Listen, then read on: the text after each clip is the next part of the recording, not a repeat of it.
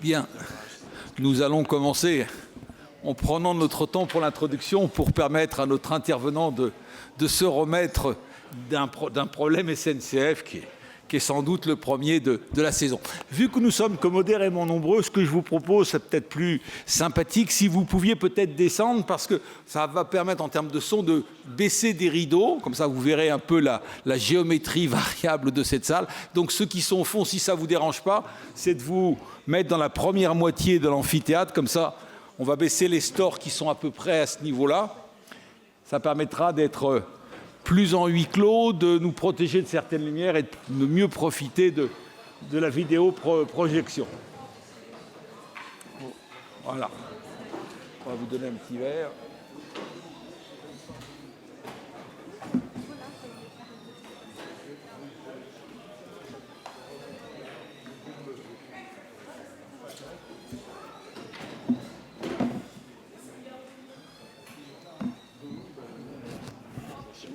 Vous donnerez bien vos billets que je voulais. Oui, je vous les enverrai. Ou je vais vous mettre en contact avec la secrétaire. Je vais vous donner mon mail et moi je vais tout. Vous avez mon mail, vous l'avez? Oui, je pense. Voilà, merci, ça sera plus sympathique. Merci bien. Non, c'est vrai que.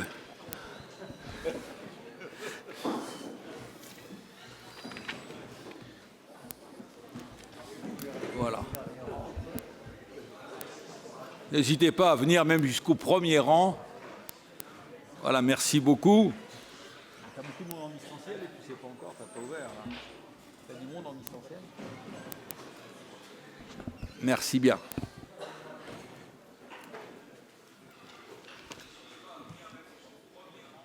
Ah, ils sont un petit différé. Bien, nous allons commencer.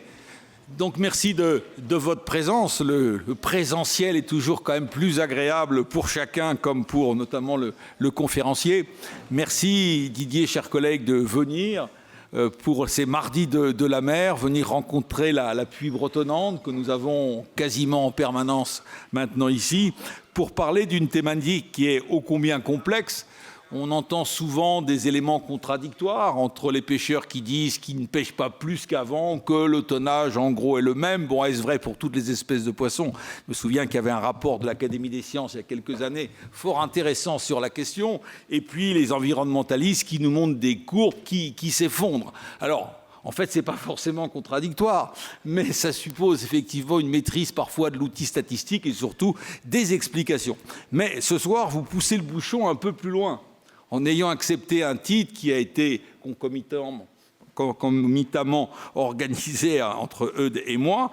On parle de pêche durable, on parle d'engins sélectifs, mais la question de fond, vous l'avez vu, la pêche durable est-elle possible? C'est dire à quel point, sur un fond déjà compliqué, il va falloir trouver une solution. Et c'est dire que nous apprécions beaucoup que vous ayez accepté ce sujet un petit peu difficile. Merci beaucoup de votre présence. Alors, comme d'habitude, le président de l'Institut français de la mer va vous présenter. Merci Christian, merci à tous d'être là. Didier Gasquel, né à Paris, dès l'enfance, vous vous passionnez pour la nature. Et c'est comme ça que quand vous êtes admis à l'agro, vous trouvez que cette école productiviste, ce n'est pas forcément ce qui vous passionne le plus, mais il y a une option mer, il y a une option halieutique, et donc c'est celle que vous choisissez. Votre diplôme en poche, vous faites un doctorat en écologie à l'Université de Rennes, une contribution à l'étude écologique des estuaires du littoral atlantique français, la faune accompagnatrice de la Civelle. Puis vous êtes assistant, puis maître assistant à l'agrocampus de Rennes. Vous êtes détaché auprès de l'IRD de Dakar, où vous faites des recherches sur la dynamique des ressources et des exploitations tonnières. Maître de conférence, puis professeur à l'agrocampus Ouest, vous enseignez et faites des recherches en évaluation des stocks halieutiques, en analyse des systèmes de pêche et des recherches sur la modélisation écosystémique. Titulaire d'une bourse internationale Marie Curie de l'Union européenne, vous êtes délégué auprès de Fisheries Center de l'Université de Vancouver, où vous poursuivez vos recherches en modélisation écosystémique. Enseignant-chercheur, vous dirigez de grands programmes de recherche et publiez de nombreux articles. Vous êtes directeur du pôle halieutique mer et littoral de l'agrocampus et directeur adjoint de l'école doctorale des sciences de la mer et du littoral. Vous êtes membre du conseil scientifique de l'IFREMER, du comité de l'environnement polaire, du conseil scientifique de la plateforme Océan et Climat. Vous êtes membre pendant 15 ans, jusqu'en 2022, du conseil scientifique technique et économique de l'Union européenne, chargé de fournir des avis scientifiques en appui de la politique commune des pêches. Fondateur en 1993 de l'Association française des chercheurs en halieutique, qui participe activement au débat public sur la gestion des pêches en France et en Europe. Vous en êtes secrétaire pendant 10 ans, puis président de 2009 à 2017. Conférencier et scientifique engagé, vous êtes l'auteur de la pêche écologie, manifeste pour une pêche vraiment durable. Vous expliquez que pour le renouvellement des stocks de poissons, le problème, ce n'est pas la disparition des jeunes, mais la raréfaction des vieux. Pas sûr que ce soit transposable à la démographie humaine, mais à partir d'un certain âge, on vous écoute avec intérêt. Merci. Merci. Alors, merci pour cette invitation, merci pour cette introduction. Les enseignants, ça ne se refait pas, ça parle debout, donc je vais parler debout.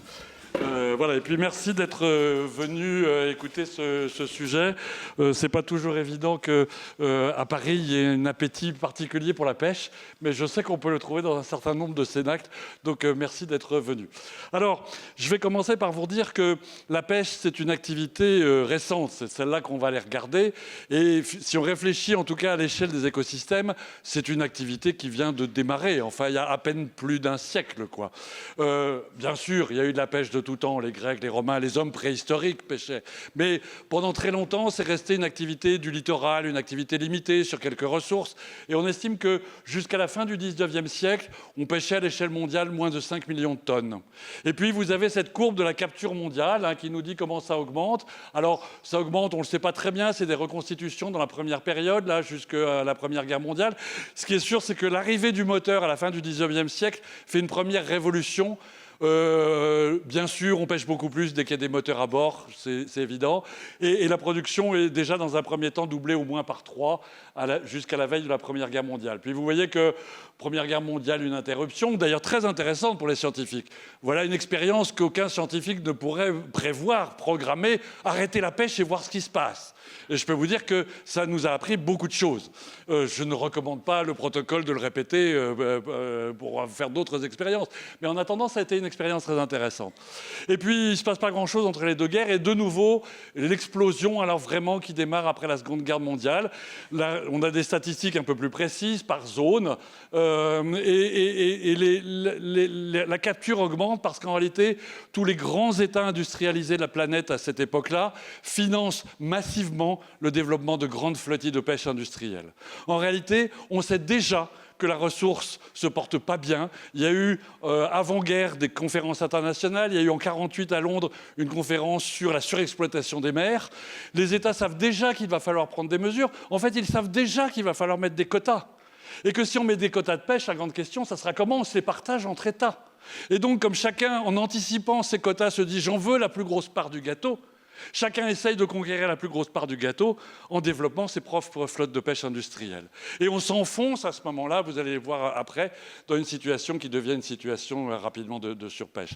D'ailleurs, vous voyez que le segment qui est en bas, qui représente l'Atlantique, nous dit que dès les années 80, la production n'augmente plus. Et la production n'augmente plus, non pas parce que le nombre de bateaux n'augmente pas, le nombre de bateaux continue à augmenter, mais la production n'augmente plus parce qu'on s'est mis à pêcher ce que la mer veut bien produire. Voilà une vérité qu'il faut vraiment intégrer. La pêche est un secteur dans lequel ce qu'on appelle les producteurs, les pêcheurs eux-mêmes, en réalité ne produisent rien. C'est la nature qui produit. Les pêcheurs vont, en notre nom à tous, ramasser ce que la nature veut bien produire. Et la nature nous dit que dans l'Atlantique, on peut produire un peu plus de 20 millions de tonnes de poissons, mais guère plus. Et on a beau augmenter le nombre de bateaux, le résultat, c'est que la capture commence à diminuer. Et puis, vous voyez que ce phénomène qu'on observe dans l'Atlantique va se répéter à l'échelle mondiale. Alors, la partie en couleur, c'est les statistiques officielles. On peut rajouter à ça ce qu'on appelle la pêche illégale, non déclarée, non réglementée. Bon, c'est évidemment des estimations qui, du coup, sont beaucoup plus incertaines, hein, par définition, c'est un ordre de grandeur. Mais vous voyez que si on ajoute le tout, y compris cette partie grise, on voit bien que le maximum a été atteint dans les années 90, en 1996 pour être très précis. On a atteint presque 120 millions de tonnes et depuis la capture diminue. Comme je dis souvent, nous les halieutes, on en avance sur tout le monde. Tout le monde dit le pic de production sera en 2040, en 2050, en 2110. Nous, le pic de production, il est déjà derrière nous. Nous avons été plus efficaces que tous les autres pour détruire la nature. et nous trouver confrontés aux limites de la biosphère. Et ça, j'ai envie de dire, alors je le dis évidemment avec un peu d'humour, mais ça veut dire aussi que les gens qui font de l'aéronautique s'interrogent depuis 20 ans, 30 ans, sur cette question extrêmement concrète à laquelle on est vraiment pour le coup confronté, qui est la finitude, les finitudes des ressources et les finitudes de la planète. Cette notion elle est souvent un peu théorique, on se demande si ce n'est pas une vision de quelques écologistes un peu excités. En halieutique, on l'a rencontré, et chaque fois qu'on a voulu dépasser ces limites de ce que la nature voulait bien produire, eh bien, on a vu se dégrader l'état des écosystèmes et finalement la production diminuer. Nous perdons aujourd'hui 600 000 tonnes de capture chaque année. La capture est en régression parce que les écosystèmes sont en dégradation de plus en plus profonde. Alors, il est vrai que dans la période récente, se sont rajoutés à la pêche d'autres impacts humains. Le changement climatique, j'en dirais un mot, a aujourd'hui des impacts massifs sur les ressources. Les pollutions marines, les dégradations des habitats. Mais pendant très longtemps et encore aujourd'hui, la pêche est le premier facteur d'impact sur les ressources marines. D'ailleurs, oui, alors, peut-être avant d'enchaîner sur...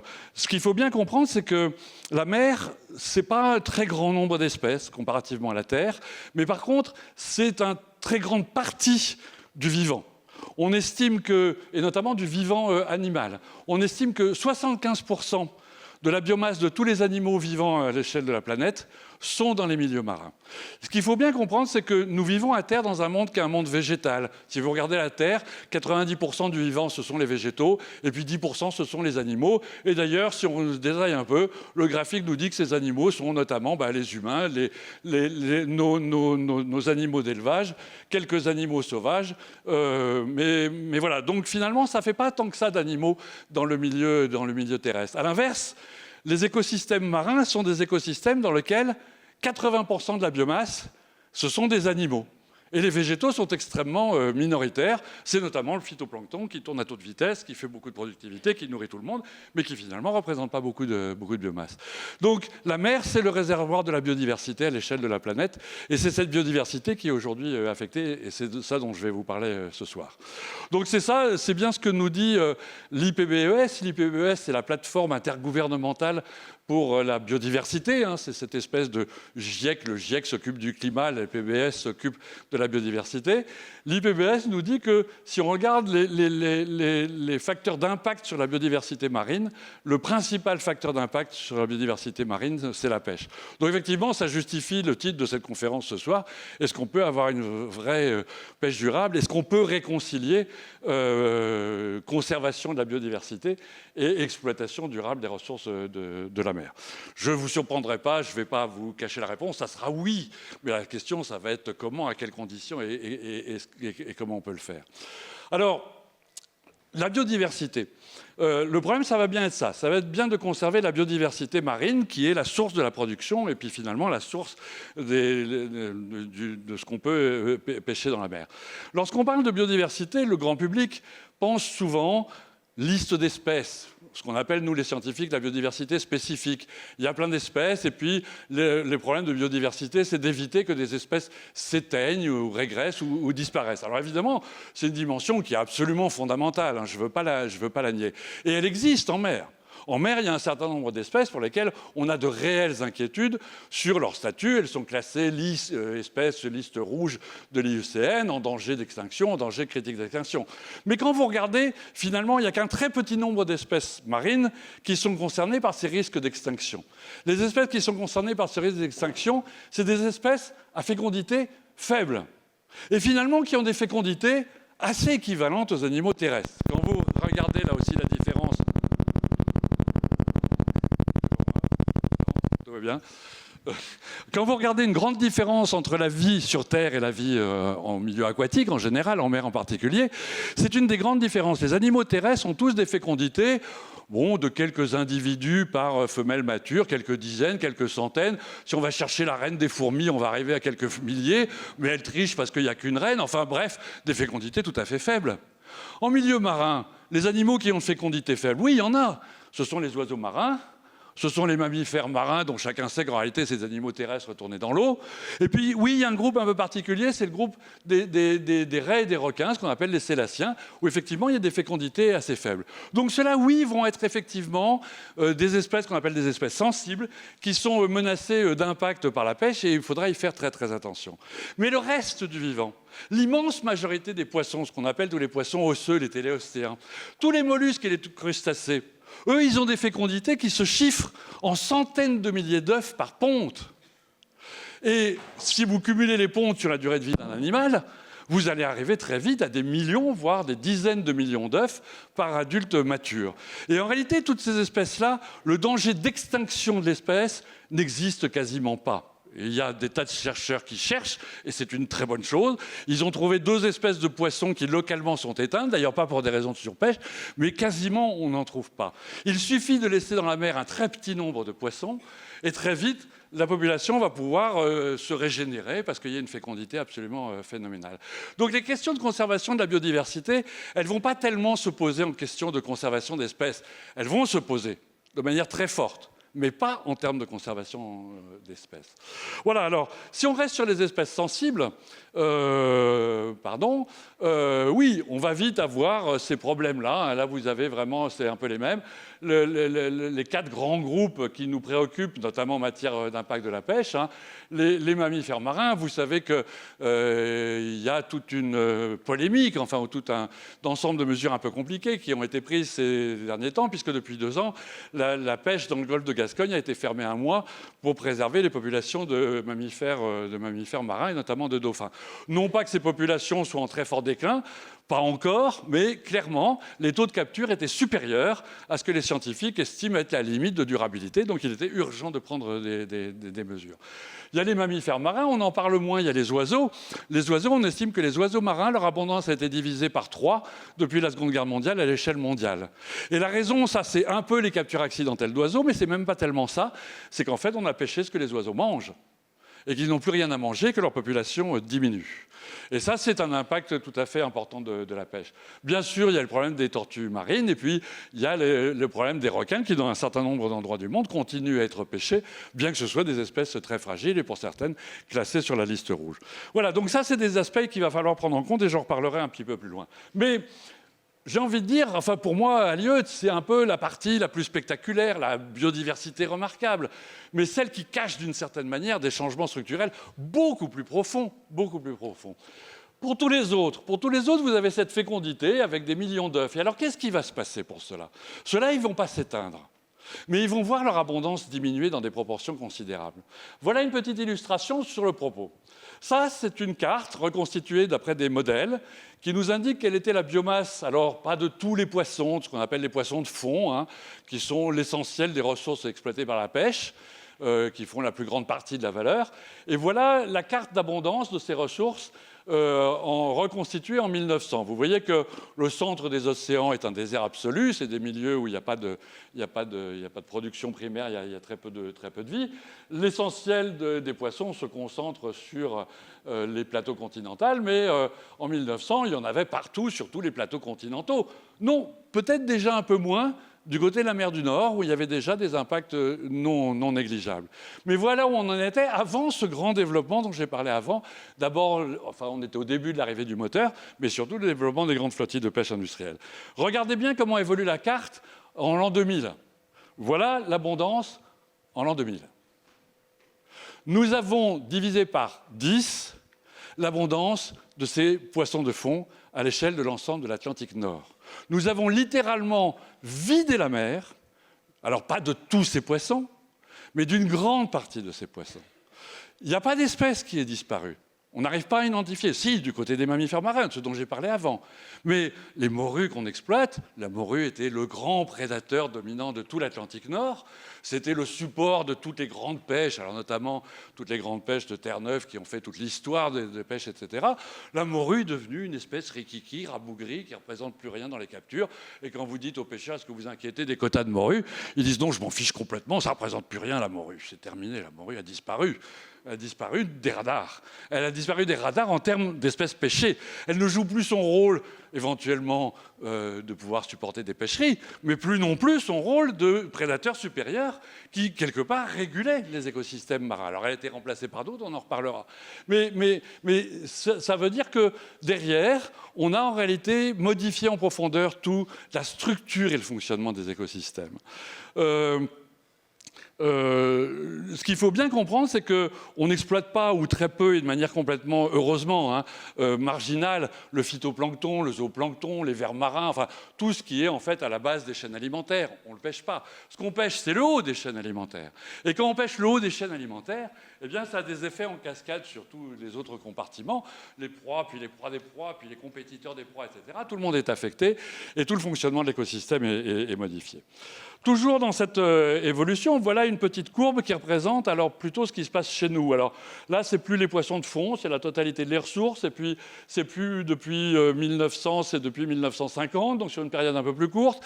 C'est un travail qu'on avait fait avec un doctorant il y a quelques années, qui couvre la mer Celtique. En réalité, la courbe elle est assez représentative, je pense, de ce qui s'est passé à l'échelle des eaux de l'Union européenne dans l'Atlantique. Et vous voyez qu'on retrouve cette grande diminution, et notamment dans les années qui ont suivi l'après-guerre, au moment du développement des flottilles de pêche industrielles. Donc on est passé d'un indice d'abondance à 3, on est descendu à 1, on est descendu à 0,7 dans l'an 2000. Bon, il y a quand même sur ce graphique une bonne nouvelle, c'est qu'on est un peu remonté dans la dernière période. Et si on est un peu remonté dans la dernière période, c'est parce qu'enfin, après des décennies et des décennies que je qualifierais de décennies d'incurie, on s'est décidé enfin à prendre un peu des mesures énergiques en matière de gestion des pêches. On a mis des quotas, alors pas exactement toujours parfaitement sur la base de ce que disaient les scientifiques, mais quand même en suivant de plus en plus les avis scientifiques. On a limité le nombre de bateaux, on a mis en place des licences, etc. Ça a souvent été très douloureux pour les pêcheurs. C'est aussi des pêcheurs à qui on a dit il faut arrêter de travailler, vous êtes trop nombreux, etc. Mais ça a permis une certaine remontée de la ressource. Et dans un premier temps, tout le monde a dit victoire, vous voyez, c'est absolument formidable, la ressource est remontée de 30%. Bon, quand vous regardez la période historique, vous êtes moins épaté que tout va bien. Vous vous dites on est quand même encore toujours au fond du trou. On est toujours au fond du trou. Et aujourd'hui, la pêche est en crise, et je vais en reparler, mais elle est en crise fondamentalement parce qu'on est dans des écosystèmes où les ressources sont raréfiées. Voilà, alors ce petit graphique-là, je ne vais pas trop vous le détailler, c'est un peu mon quotidien de recherche, enfin, ou celui de mes doctorants, c'est construire des modèles de fonctionnement de l'écosystème. Les petites boîtes que vous avez, c'est les différentes espèces ou ensemble d'espèces. En bas, vous avez le phytoplancton, puis ceux qui les mangent, le zooplancton. Vous avez les détritus qui jouent un rôle très très important dans le fonctionnement des écosystèmes. Le recyclage de la matière morte contribue énormément à la productivité des océans, et j'en dirai un mot plus loin parce que c'est important. Voilà, et donc ce qu'il faut bien voir, c'est que sur ce graphique-là, on a entouré, là, tous les boîtes qui sont entourées, c'est les boîtes qui font l'objet d'une pêche, et donc c'est bien cette idée que vous pêchez les niveaux supérieurs, et quelque part, vous modifiez complètement l'écosystème, tout le fonctionnement de l'écosystème. Voilà, alors d'une manière générale, le phénomène auquel on assiste, c'est ce qu'on appelle en anglais le fishing down the marine food web. Alors c'est un peu intraduisible, mais on pourrait dire quand même c'est la pêche vers les bas niveaux trophiques. En fait, on commence par pêcher les prédateurs supérieurs. Et puis une fois qu'on les a surpêchés, qu'il n'y en a plus, on pêche leurs proies.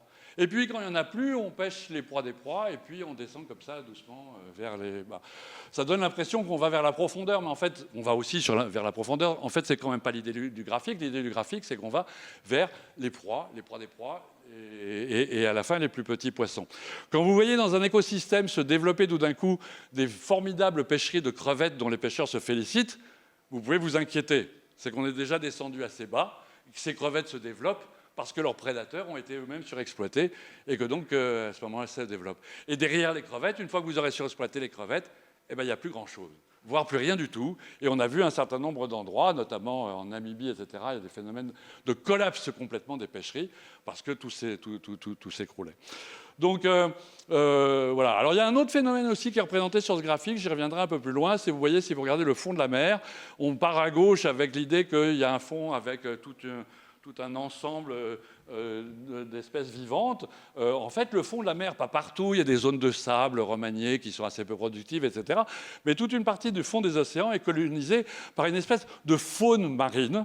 Là aussi, ce n'est pas tellement des végétaux, une espèce de forêt animale qui est faite de vers, de crustacés, de mollusques, d'éponges de mer, etc. Et tout ce qu'on appelle les invertébrés benthiques. Ces invertébrés benthiques ont comme rôle fondamental, justement, précisément, de recycler la matière morte, cette boîte détritique dont je parlais, et sont l'une des sources alimentaires. On y reviendra plus loin parce que c'est important pour penser la pêche durable. En fait, si vous réfléchissez, pour simplifier un peu, le moteur de l'océan, du vivant dans l'océan, le fonctionnement, il y a deux moteurs. Il y a un moteur qui est la production du phytoplancton en surface avec la photosynthèse, qui crée du phytoplancton qui sera mangé par le zooplancton, et puis voilà, qui est une des grandes sources d'alimentation pour toutes les chaînes alimentaires. Et l'autre moteur, c'est ce recyclage de la matière morte sur le fond par toute cette faune des invertébrés benthiques. Or, ce que nous dit le graphique, et j'y reviendrai plus loin, c'est que la pêche a, notamment avec le chalut de fond, détruit une grande partie de cette production benthique. Voilà, alors évidemment, au bout du compte, les victimes de ça, ce sont les pêcheurs eux-mêmes. Vous avez une petite courbe là qui vous montre la diminution du nombre de marins. Je n'avais pas la courbe sur une période plus longue de manière un peu homogène. C'est les chiffres nationaux depuis 1997. Et vous voyez que ça diminue pas mal. Si vous regardez le petit encadré en bas, c'est même beaucoup plus fort que ça. Il y avait 60 000 marins-pêcheurs en 1950, plus que 22 000 en 1997 et plus que 12 000 en 2022, on a diminué le nombre de marins pêcheurs par 5. Alors, en matière agricole, on a fait à peu près la même chose. La différence, c'est qu'en matière agricole, la production globale, alors c'est compliqué de comparer, ce n'est pas les mêmes espèces, production, etc., mais on peut estimer que la production agricole a été multipliée par 3 sur la même période. La révolution verte, elle a fait moins de paysans, mais elle a fait une production agricole plus forte. La pêche, malheureusement, elle a fait 5 fois moins de pêcheurs, 5 fois de moins de vie sur les territoires, mais une production halieutique qui est à un moment donné montée, etc., mais qui est redescendue aujourd'hui au niveau de ce qu'il était après-guerre. On n'a absolument rien gagné, bien au contraire. Et donc, effectivement, la crise écologique, je dirais, ce n'est pas pour les générations futures en matière de pêche, c'est vraiment pour les générations d'aujourd'hui. Et puis déjà, depuis un moment, ils sont dedans jusqu'au cou depuis déjà plusieurs décennies. Ce sont des ports qui se vident et des territoires souvent laissés à l'abandon. Alors, à ça s'ajoute, je vais aller un peu vite dessus, évidemment, il n'y a pas que l'impact de la pêche sur les ressources. Les pêcheurs sont aussi confrontés à d'autres enjeux. Il y a cette histoire du Brexit. Alors, on a beaucoup parlé du fait que les bateaux de pêche français et puis les autres pays n'avaient plus le droit d'aller dans les eaux anglaises. Ça, c'est pas le pire, finalement, ils ont eu à peu près le droit, à quelques exceptions. Ce qui est beaucoup plus gênant, c'est que par contre, les Anglais ont dit, le poisson qui est dans nos eaux, il est à nous. Et vous empêchez chez nous beaucoup plus que nous n'empêchons chez vous. Donc, on va se réapproprier les quotas de pêche. Et on est aujourd'hui dans un processus dans lequel on doit rendre progressivement aux Anglais des quotas de pêche. Et donc, les quotas de pêche français diminuent au fur et à mesure que les Anglais récupèrent ce qui, d'une certaine manière, dans le droit international, leur est dû à partir du moment où ils ne font plus partie de l'Union européenne. Donc ça, c'est un processus redoutable. On leur a déjà rendu 25% du différentiel de quotas qu'on leur devait. Des négociations doivent s'ouvrir en 2026, mais il est probable qu'à terme, ils récupéreront 100%. Il y a un impact très fort du gasoil. La pêche est très, très grosse consommatrice. Et elle s'est en plus lancée dans un modèle en privilégiant des engins de plus en plus consommateurs de gasoil, de plus en plus impactants. En gros, l'histoire de la pêche depuis l'après-guerre, c'est moins il y a de poissons, plus on met des gros bateaux. Plus on met des gros bateaux, moins il y a de poissons. Et puis on est dans une spirale qui descend comme ça vers le bas. Jusqu'au moment où on arrive, et je pense qu'on est précisément à cet endroit-là, là où il y a le siphon. Le siphon, c'est le moment où le prix du gasoil fait que le modèle n'est tout simplement plus soutenable. On a beaucoup, finalement, d'une certaine manière, financé la pêche au chalut de fond. Or, un chalut de fond, j'en reparlerai un peu plus loin, ça consomme 2 litres de gasoil pour pêcher 1 kilo de poisson. Donc, quand il vous faut 2 litres de gasoil pour pêcher 1 kilo de poisson, si le gasoil augmente, très vite, le modèle est plus rentable. Donc ça, c'est un problème. Alors, c'est d'autant plus un problème qu'évidemment, la pêche, si elle ne fait pas exception, elle doit se décarboner. Or, elle n'a pas de solution technique pour le faire, en tout cas pas pour le chalut. On ne voit pas comment on va tirer un chalut, on ne va pas le tirer avec la voile ni avec l'électricité. Alors on parle de moteur à hydrogène, mais personne n'y croit, ça n'existera pas sur les petits bateaux. Enfin voilà. Donc il y a des vraies difficultés. Et puis alors un mot quand même sur les impacts du changement climatique et peut-être plus généralement l'érosion de la biodiversité. Oui, il y a déjà des impacts très forts du changement climatique. Une des espèces emblématiques de ça, c'est la morue de mer du Nord. Alors on l'a aussi surpêchée, mais depuis quelques années, voire quelques décennies, on a pris des mesures très fortes pour essayer de la préserver. Et contre tout espoir, en fait, la population a continué à diminuer. Ou plus exactement, ce que vous avez là, c'est ce qu'on appelle dans le jargon le recrutement. Le recrutement, c'est le nombre de jeunes poissons issus de la reproduction. Hein, c'est quelque part le succès de la reproduction. Et en fait, on a vu ce succès de la reproduction s'effondrer, le nombre de jeunes poissons arrivant sur les fonds de pêche tous les ans diminuer, et bien parce que la mer du Nord est devenue trop chaude pour la morue. C'est aussi simple que ça, avec des taux de survie des larves qui sont devenus très faibles. À l'inverse, la morue de la mer de Barents, qui trouvait probablement l'eau un petit peu froide, s'est trouvée tout d'un coup plus confortable et a vu ses populations plutôt augmenter.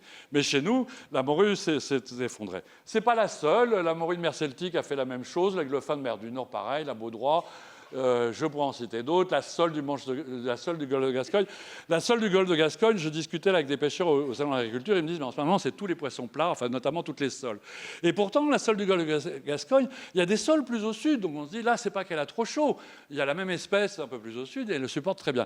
Le mécanisme fondamental qu'il y a probablement derrière ça, c'est la diminution des apports fluviaux. Oui, ces dernières années, les apports fluviaux ont beaucoup diminué. Alors peut-être que cette année, vous allez me dire, là, bon, c'est peut-être une bonne nouvelle pour la sole. On va voir, on va attendre un an ou deux pour voir. Mais ces dernières années, quand même, les apports fluviaux avaient beaucoup diminué.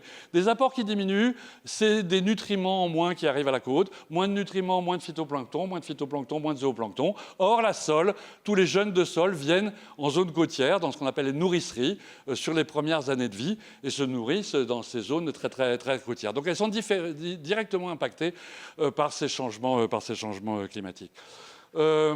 Alors, bien sûr, à l'inverse, vous allez dire, bah oui, mais il doit y avoir d'autres espèces qui arrivent. Oui, il y a d'autres espèces qui arrivent. Le poisson sanglier, tout couvert de piquants et dont personne ne sait bien qu'est-ce qu'on pourrait faire, y compris ses prédateurs, regardent le truc et se disent, ça se bouffe pas, ce machin-là. Donc, du coup, il se développe à toute vitesse. Hein. Le balis, oui, les anchois un peu, le rouget barbet. Bon, quelques-unes comme ça. En fait, on s'aperçoit que ce qui arrive ne compense rigoureusement pas ce qui disparaît. Et que quand on fait la balance, eh bien, clairement, on est perdant. D'ailleurs, on fait des modèles. Alors moi, j'ai participé, j'étais très fier à cette publication qui a été reprise par le GIEC, donnant l'évolution des biomasses animales dans l'océan, comment on projette qu'elles vont évoluer à l'horizon 2050. Dans deux scénarios, en bleu, c'est le scénario optimiste, et puis en rouge, le scénario climatique pessimiste. Ce que vous voyez sur ce graphique, c'est que la quantité d'animaux dans la mer a déjà diminué pour des raisons d'impact du changement climatique. Les eaux plus chaudes se traduisent déjà par le fait qu'il y a 5% en moins de biomasse animale, toutes espèces confondues, dans le milieu marin. Parce que quand c'est plus chaud, les échanges, notamment les échanges de matière au niveau de l'alimentation, sont moins efficaces. Il y a plus de pertes par respiration, plus de pertes par transfert, etc. Donc ça baisse. Si on arrive à stabiliser nos émissions de CO2, ça diminuera encore de 5%, mais ça se stabilisera. Et puis si au contraire, on ne fait pas ce qu'il faut, on verra la biomasse marine diminuer encore de 20%. 20%, alors vous allez me dire, la pêche fait bien pire. Oui, mais ça se rajoute. Et puis, ce n'est pas 20% partout. Quand vous commencez à regarder la carte, vous apercevez qu'il y a des zones où ça va diminuer jusqu'à 40%, voire 50%. Notamment au large d'un certain nombre de pays africains et asiatiques, dans lesquels le poisson est une des sources majoritaires de l'alimentation. Donc, ce n'est vraiment pas les pays qui en ont besoin. Donc, oui, il y a aussi des impacts très importants du changement climatique et ils sont probablement devant nous et ils sont un peu inquiétants. D'ailleurs, on a aussi essayé de les traduire dans des simulations d'impact sur les captures directement. Hein. Alors ça, c'est un travail avec un autre doctorant Voilà comment évoluerait la capture. Donc vous avez plus c'est rouge, plus on perd en pourcentage de capture. À l'horizon 2100, bon, ici dans un scénario de fort changement climatique, mais la fourchette de chiffres, vous l'avez selon les différents impacts du changement climatique. Ce que dit cette publication-là, et toutes les publications sont en gros convergentes, c'est qu'on devrait perdre d'ici la fin du siècle entre 340 et 450 000 tonnes de capture à l'échelle européenne, c'est-à-dire entre 5 et 10% des captures à l'échelle européenne, toutes choses égales par ailleurs, si on n'améliore pas la gestion des pêches. Par ailleurs, peut-être que si on améliore la gestion des pêches, on pourrait faire mieux. Mais clairement, on a cet effet de cumul de la pêche avec d'autres impacts. Et puis alors peut-être le plus inquiétant, pour ne pas faire toute une conférence sur le changement climatique, c'est de dire qu'on assiste vraiment, on a vraiment l'impression actuellement qu'on assiste à ces cumuls d'impacts. La pêche, qui a été le principal, qui reste le principal, le changement climatique qui arrive en force, les invasions biologiques, les dégradations d'habitat, bref, ce qu'on appelle le changement global. Le changement global, c'est finalement l'érosion de la biodiversité. C'est ça, cette érosion de la biodiversité. Ce n'est pas des espèces qui disparaissent, c'est des écosystèmes qui dysfonctionnent. Parce que les structures de l'écosystème ne sont plus les mêmes, parce que les chaînes alimentaires sont modifiées, etc. Et ça se traduit par ce qu'on appelle la multiplication, enfin ce que moi j'appelle, mais je ne suis pas tout à fait le seul à utiliser le terme, la multiplication des chaos de la nature. J'ai pendant des années enseigné dans des amphis la théorie de la biodiversité. La biodiversité, messieurs, mesdames les étudiants, c'est très très important, c'est un facteur de stabilité des écosystèmes, et s'il n'y avait pas la biodiversité, les écosystèmes deviendraient chaotiques. Et puis tout d'un coup, je me retourne vers la mer et je vois les populations de poulpes qui explosent littéralement en 1 an, 2 ans en Bretagne Sud, celles d'araignées en Bretagne Nord, le bulot que tout le monde pensait, un coquillage bien géré qui s'effondre, le crabe dormeur qui s'effondre, les champs de kelp qui s'effondrent, je pourrais rajouter le lieu jaune, etc. Bref, ces situations de population qui, d'une manière inattendue et imprévisible, soit se développent, soit s'effondrent. Nous sommes dans cette situation d'une multiplication des chaos de la nature. Alors chaque fois, il y a un processus différent, il y a des programmes de recherche. On va trouver, ici, c'est plutôt un effet de la température, ici, c'est plutôt un effet d'un parasite, ici, c'est un effet de l'apport d'eau douce. Mais la figure d'ensemble, elle est bien que, de la même manière, je dirais, le changement climatique fait de plus en plus d'ouragans, l'érosion de la biodiversité fait de plus en plus de chaos de la nature. Et ça, c'est évidemment très problématique pour les pêcheurs. Non, quand le poulpe se développe, oh ben les gars, en 2 mois, ils avaient compris. Hein, ils ont tous armé des bateaux, et puis il y en a quelques-uns, ils le disent franchement, on a fait fortune pendant 2-3 ans. Sauf que cette année, ça y est, c'est fini. Tout est en train de s'effondrer. Toutes les filières qui avaient été mises en place, y compris les gens qui avaient investi, etc., eh ben, du poulpe, il n'y en a plus. Alors peut-être que l'année prochaine, ça va revenir, mais on ne sait pas. On ne sait pas. Donc, quand vous menez une activité économique, et notamment quand il faut investir dans des bateaux, ça coûte cher un bateau, hein, et que vous êtes dans une situation d'imprédictibilité totale de quelle sera votre production l'année prochaine, dans 2 ans, dans 3 ans, eh bien évidemment, c'est absolument pas viable d'un point de vue économique. Donc la réponse à ça, c'est vraiment, il faut probablement rehausser toutes les normes environnementales pour reconstruire de la résilience des écosystèmes. Tant qu'on est au fond du trou, et qu'on n'a pas vraiment remonté par rapport à des situations passées, on ne sera pas en mesure d'affronter ces enjeux émergents du changement climatique et d'érosion de la biodiversité. Voilà, alors peut-être un dernier élément pour dire que je pense qu'il y a aussi aujourd'hui, moi je ressens très fort un problème aussi de décrochage entre la société en général et les attentes de la société en général et le monde de la pêche. Je suis souvent dans des amphis, peut-être pas ce soir, je ne sais pas, mais je suis souvent dans des amphis où, une fois ma conférence terminée, les gens me disent « Mais monsieur, on ne comprend pas pourquoi vous auriez pu aller plus vite, la pêche, il faut la supprimer, point barre, n'en parlons plus, et tout ira bien ». Et c'est évidemment pas du tout mon point de vue. Mon point de vue, c'est que la pêche, c'est une richesse, ne serait-ce que culturelle, qu'on en a besoin pour notre alimentation, que ça peut être un secteur extrêmement durable à condition de faire ce qu'il faut pour avoir des produits alimentaires. Au contraire, si on fait ce qu'il faut, ça peut être des produits champions du point de vue de l'environnement. Mais n'empêche que ça fait tellement de dégâts que la pêche est aujourd'hui une image de plus en plus négative dans l'opinion publique. Et ça, si l'opinion publique décroche de la pêche, eh ben effectivement, je pense que c'est un danger mortel pour la pêche. J'avais l'occasion de discuter avec le directeur des pêches de la FAO il y a quelques années qui m'avait dit « Ah ben aux États-Unis, c'est pas compliqué. Pour faire plaisir aux écologistes, ils ont décidé de fermer la pêche et comme ça, ils continuent l'automobile. Et comme la pêche, ça n'avait aucune valeur culturelle, comme ça peut avoir chez nous, tout le monde avait laissé faire. Et effectivement, on a fermé beaucoup la pêche aux États-Unis. Bon, donc quoi, les ressources se portent bien, hein, mais pas les pêcheurs. Voilà. Donc ça, je crois qu'il y a un vrai enjeu à finalement reconstruire une pêche qui soit reconnue par la société et qui, au lieu d'être le premier facteur d'impact de la biodiversité, soit au contraire le garant de la biodiversité. Si vous y réfléchissez, les activités marines, mais les seuls qui ont vraiment intérêt à la biodiversité marine, c'est les pêcheurs. Le transport maritime, ils s'en fichent. Les EMR, ils s'en fichent de la biodiversité marine. Ceux qui ont intérêt à des écosystèmes sains, productifs, etc., en réalité, ce sont les pêcheurs. Et il faut arriver à en faire les acteurs pour qu'ils s'y impliquent. Voilà, alors, du coup, la solution vers laquelle je pense qu'il faut tendre, c'est d'aller vers ce qu'on appelle de plus en plus la pêche écologie. Ce mot de la pêche écologie, c'est une façon de dire qu'il faut repenser les problèmes de durabilité. Alors, avant de parler vraiment de la durabilité, je vais commencer par vous dire comment on aborde aujourd'hui les problèmes de durabilité. Pardon, c'est le petit moment où vraiment je fais le prof, là. Hein. Voilà. Les deux grandes courbes qu'il faut avoir en tête, c'est les courbes que vous avez là. Quand on va de gauche à droite, il y a de plus en plus de bateaux. Donc vous démarrez à gauche, il n'y a pas de bateaux. Et puis vous allez vers la droite, il y a de plus en plus de bateaux, de plus en plus grands. Qu'est-ce qui se passe? Première courbe, c'est la courbe en rouge. Plus vous mettez de bateaux, moins il y a de poissons dans la mer. Donc vous regardez une population de poissons donnée. Ici, il se trouve que j'ai regardé la somme de 8 espèces en mer du Nord, mais à la limite, peu importe, ça pourrait être un modèle théorique. Ça nous dit que... ça nous dit plusieurs choses importantes. La première chose que ça nous dit d'important, c'est qu'il n'y a pas de pêche sans impact. Il n'y a pas d'humain sans impact. Il n'y a pas de pêche sans impact. Donc la question de la bonne gestion des pêches ne va pas être d'avoir un impact nul. Sinon, il faut supprimer la pêche. Et puis si on veut que les humains aient un impact nul, il faut supprimer les humains. Mais pas plus pour les humains que pour la pêche, ce n'est évidemment le projet. La grande question, ça sera de savoir, sur cette grande glissade-là, où voulons-nous nous arrêter? Est-ce qu'on veut s'arrêter très vite ou est-ce qu'on veut aller vers le bas? Est-ce qu'on peut accepter qu'il y ait 2 fois, 3 fois, 5 fois, 10 fois moins de poissons? À partir de quand cette diminution de l'abondance pose-t-elle problème? Et pour répondre à cette question, ce qu'ont fait les scientifiques dès les années 1930, ça date un peu, c'est de construire la deuxième courbe. La deuxième courbe, c'est la courbe des captures, qui nous dit une chose finalement assez simple. Si vous êtes à gauche, il n'y a pas de bateau. S'il n'y a pas de bateau, il n'y a pas de capture. Si vous êtes à droite, il y a plein de bateaux, il n'y a plus de poissons. Donc il n'y a pas de capture non plus. Et donc, entre les deux, ça passe forcément par un maximum. Alors on peut discuter de la forme de la courbe, il y a différents modèles, etc.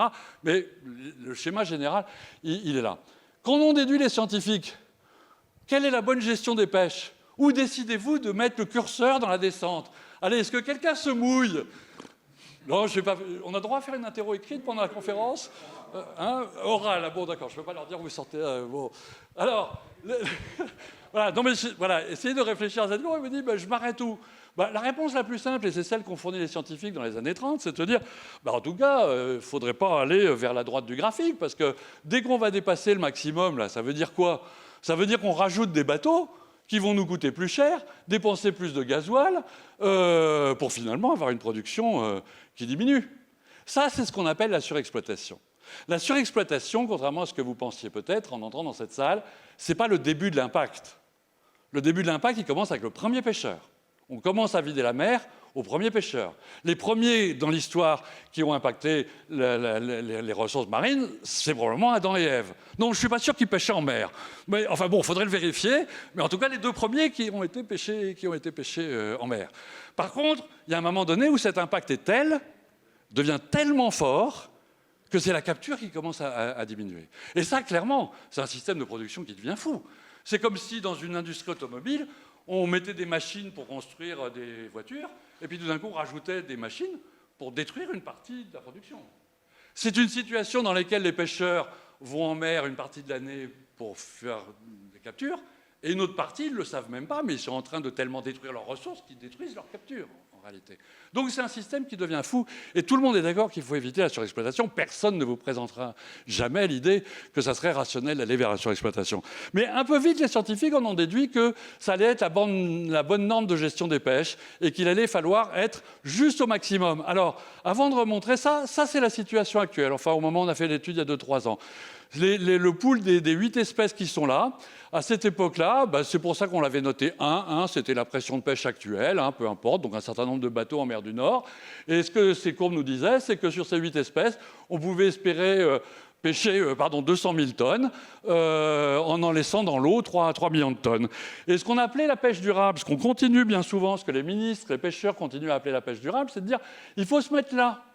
Parce que là, effectivement, bah oui, c'est vrai, c'est mieux. Il n'y a pas de doute, c'est mieux. Au lieu de pêcher 200 000 tonnes, on va en pêcher 230, 240, on va pêcher un peu plus, tout en laissant dans la mer un peu plus de poissons. Donc, on a gagné. Et comme on était dans une situation de surexploitation généralisée, quand la politique des pêches s'est donnée comme mandat de faire disparaître la surexploitation, tous les scientifiques ont applaudi en disant « mais bien sûr, c'est bien mieux, il faut éviter la surpêche ». Oui, mais est-ce qu'on est sûr que c'est là qu'il faut rester ? J'attire votre attention sur ce fait qu'en réalité, ce graphique-là, on regarde ce qui se passe espèce par espèce, mais on ne regarde pas les interactions entre espèces. Notamment, si vous réfléchissez bien, 4 millions de tonnes, oui, c'est mieux que 3. Mais enfin, sans pêche, il y en avait 9. On a divisé par plus de 2, là. Et encore, il se trouve que pour des raisons, je ne rentrerai pas dans les détails, c'est un cas favorable. Mais en fait, quand on est au maximum, là, l'ordre de grandeur, c'est généralement on divise les espèces par 3. Par 3. Est-ce qu'on pense réellement que c'est durable de diviser chacune des espèces par 3 ? Donc quand on y réfléchit un petit peu, alors cette position-là, je le dis avec un peu de provocation, elle est premièrement obsolète. Parce qu'elle date d'une époque où les scientifiques ils faisaient des modèles espèce par espèce, comme si les espèces n'interagissaient pas entre elles, comme si le fait de diviser par 2,5, par 3 l'abondance de la morue n'allait pas avoir d'un impact sur telle autre espèce ou telle autre espèce. Ils n'avaient absolument pas à l'époque la vision de ce fonctionnement de l'écosystème, ce modèle en boîte que je vous ai montré tout à l'heure. Ils regardaient les choses de manière complètement indépendante. Ils ne regardaient pas les interactions entre espèces, ils ne regardaient pas l'interaction sur les fonds marins. Finalement, c'était une vision d'une époque qu'on a bien connue aussi en agriculture, où le mot d'ordre, c'était produire. Donc on cherchait à produire le plus possible, et on s'est donné comme norme de gestion des pêches, ce qui était une vision assez productiviste, qui permettait... Bon, alors, probablement, il y a une époque, il fallait nourrir la population, hein, voilà, il y a tout un contexte, il faut bien le comprendre. Mais voilà. Et avec des impacts qui sont déjà très, très importants, et qui aujourd'hui sont considérés comme n'étant plus durables. Reprenez mon petit graphique de tout à l'heure. Si vous divisez chacune de toutes ces biomasses-là, par en gros 3, c'est-à-dire vous laissez dans l'eau que 30 à 40% de la biomasse qui y aurait sans pêche, voilà, et ben vous avez complètement changé la structure de l'écosystème, vous avez changé tout son fonctionnement, vous avez changé toutes les propriétés de stabilité, de productivité, etc. Et c'est la situation dans laquelle sont les pêcheurs aujourd'hui. Ils sont en train de dire, bah oui, on a fait des progrès, on sort de la surpêche, bah oui, mais ils sont aujourd'hui en train d'appliquer enfin les modèles qui ont été développés dans les années 30. Et nous, scientifiques, ça fait 20 ans qu'on dit, bah il faut raisonner à l'échelle des écosystèmes. Donc oui, la pêche écologie, pour y revenir, elle va essayer de raisonner à l'échelle des écosystèmes. Alors, pas de mystère, hein. Moi je suis dans une école d'agro, comme ça a été dit, et puis j'entendais en permanence mes collègues parler d'agroécologie, et d'un coup je me suis dit, mais chez nous c'est pareil, on veut réinventer une forme de pêche nouvelle, différente, qui soit en harmonie avec les écosystèmes, ça doit s'appeler la pêche écologique. Donc le mot a été aujourd'hui repris par pas mal d'acteurs du système.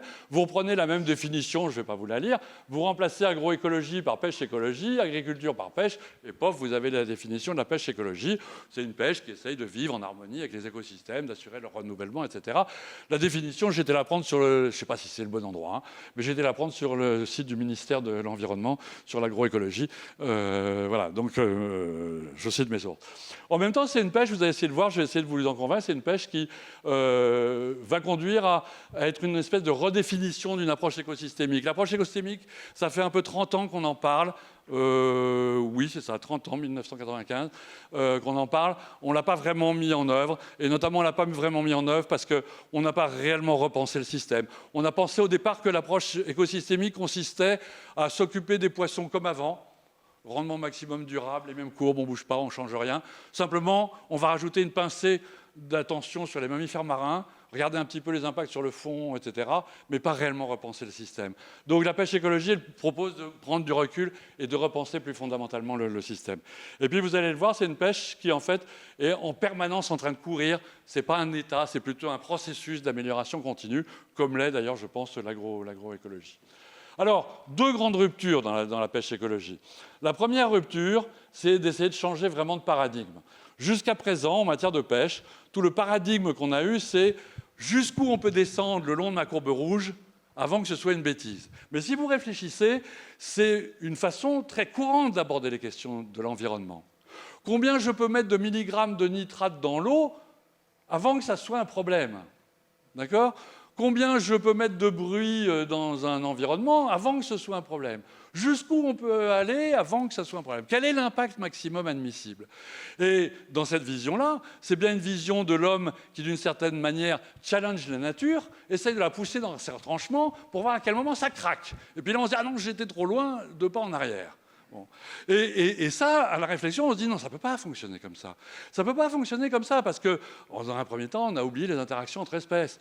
Une fois qu'on a mis les interactions entre espèces, ah oui, il faut rajouter des interactions avec l'habitat. Ah oui, mais attendez, il ne faut pas oublier non plus le jeu très complexe des parasites qui viennent réguler les populations, qui interfèrent, qui peuvent se développer ici, etc. Les microbes qui je ne sais pas de quoi, etc. Et puis assez vite, on arrive à cette idée que la complexité du vivant ne nous permet absolument pas de savoir quel va être le point où tout d'un coup ça va craquer. Donc cessons de descendre la courbe avec de toujours plus d'impact en nous disant « j'essaye de m'arrêter avant que ce soit une bêtise ». Ce n'est pas la nature qui doit être challengée, c'est l'homme. C'est nous qui sommes accueillis par la nature. Et la question qu'on doit se poser, c'est comment on fait pour pêcher avec le moins d'impact possible? Évidemment, l'idéal, ça serait 0. Mais ça, on sait que ce n'est pas possible. Donc, quand je parle de minimisation, ce n'est pas une minimisation dans l'absolu. S'il fallait minimiser, je reviens à ce que je disais tout à l'heure, s'il fallait minimiser l'impact des humains, il faudrait supprimer les humains. Là, la question qu'on va devoir se poser, c'est comment chaque kilo de poisson que je pêche, ou plus exactement, chaque kilo de poisson que la nature veut bien produire, comment je fais pour le prélever avec le moins d'impact possible. Le moins d'impact possible sur la ressource que j'exploite, et vous allez voir qu'il y a des marges de progrès énormes, mais aussi le moins d'impact sur les habitats, sur les espèces sensibles, sur le fonctionnement de l'écosystème, sur etc. etc. C'est l'homme qui doit être challengé, c'est lui qui doit être poussé dans ses retranchements, c'est lui qui doit à chaque instant être questionné sur le thème « tu ne peux pas faire mieux ? Tu n'as pas des solutions innovantes là ? Tu ne peux pas faire des progrès pour avoir moins d'impact ? On ne peut pas modifier l'engin là pour réduire ?» Et alors les pêcheurs vont nous répondre « mais j'ai déjà réduit ». Ah oui, mais on n'est pas sûr que ça soit suffisant. Si on peut réduire encore, alors il faut le faire. Alors évidemment, à un moment donné, il y a des arbitrages sur des coûts, bien sûr, hein, un peu de réalisme. Mais en réalité, c'est bien dans cette logique, dans ce paradigme-là qu'il faut basculer. C'est comment je réfléchis une activité économique avec le minimum d'impact et comment je mets toute l'intelligence des acteurs, toute l'innovation, toute la recherche, toute la connaissance à réduire en permanence les impacts. Alors, une ou deux applications de ça. Reprenons mon petit schéma de tout à l'heure. Le voilà, mon petit schéma de tout à l'heure. Nous sommes là. Est-ce qu'on pourrait pêcher avec moins d'impact? Ah, il y a une chose qu'on n'a pas fait là. On n'a pas regardé qu'est-ce qui se passait si on changeait les maillages des engins de pêche. Imaginons qu'au lieu de pêcher les petits engins, on ait des grandes mailles qui laissent passer les petits poissons à travers. Et à ce moment-là, on ne va plus avoir ces courbes-là, on va avoir celles-là. C'est-à-dire que plus vous pêchez, moins il y a de poissons. Ben oui, mais il y a toujours les petits qui passent. Donc vous pouvez toujours augmenter la pêche, ma courbe rouge, elle ne va plus tendre vers 0. Il restera toujours dans la mer des petits poissons. Donc vous voyez qu'en changeant les maillages, tout d'un coup, on réfléchit le système. Et on se dit, on peut réfléchir différemment. Et à ce moment-là, est-ce qu'on ne pourrait pas se dire, tenez, la bonne solution maintenant, c'est de pêcher la même chose, mais en étant, ça devrait apparaître, ici. C'est ce que j'appelle la gestion optimisée. Qu'est-ce que ça nous dit, ça? Ça nous dit qu'on va pêcher la même chose qu'aujourd'hui, 200 000 tonnes. La même chose qu'aujourd'hui. Il ne faut pas espérer pêcher plus qu'aujourd'hui. Ce n'est pas très raisonnable, en réalité. Quand on a en perspective le changement climatique, tout ça, se donner un objectif qui soit de maintenir la production, c'est déjà pas mal. D'accord ? Mais la grande différence, c'est qu'au lieu de laisser 3 millions de tonnes dans la mer, on va en laisser 6. On va laisser 2 fois plus de poissons dans la mer. On va laisser dans la mer tous les petits, tous les moyens. Au lieu de pêcher les poissons à 1 an, à 2 ans, on va se mettre à les pêcher à 3 ans, à 4 ans, peut-être à 5 ans, à 6 ans. Ça va dépendre des espèces. Et du coup, la mer va regorger de tous ces petits poissons que nous ne pêchons plus. Alors non seulement il va y avoir plus de poissons dans la mer, mais donc pour aller pêcher la même quantité de poissons, il y a besoin de pêcher qu'1 jour sur 2. Il y a 2 fois plus de poissons dans l'eau. Donc en pêchant 1 jour sur 2, vous allez continuer à pêcher la même chose. Donc le mot d'ordre de la pêche durable, c'est travaillons moins pour gagner mieux.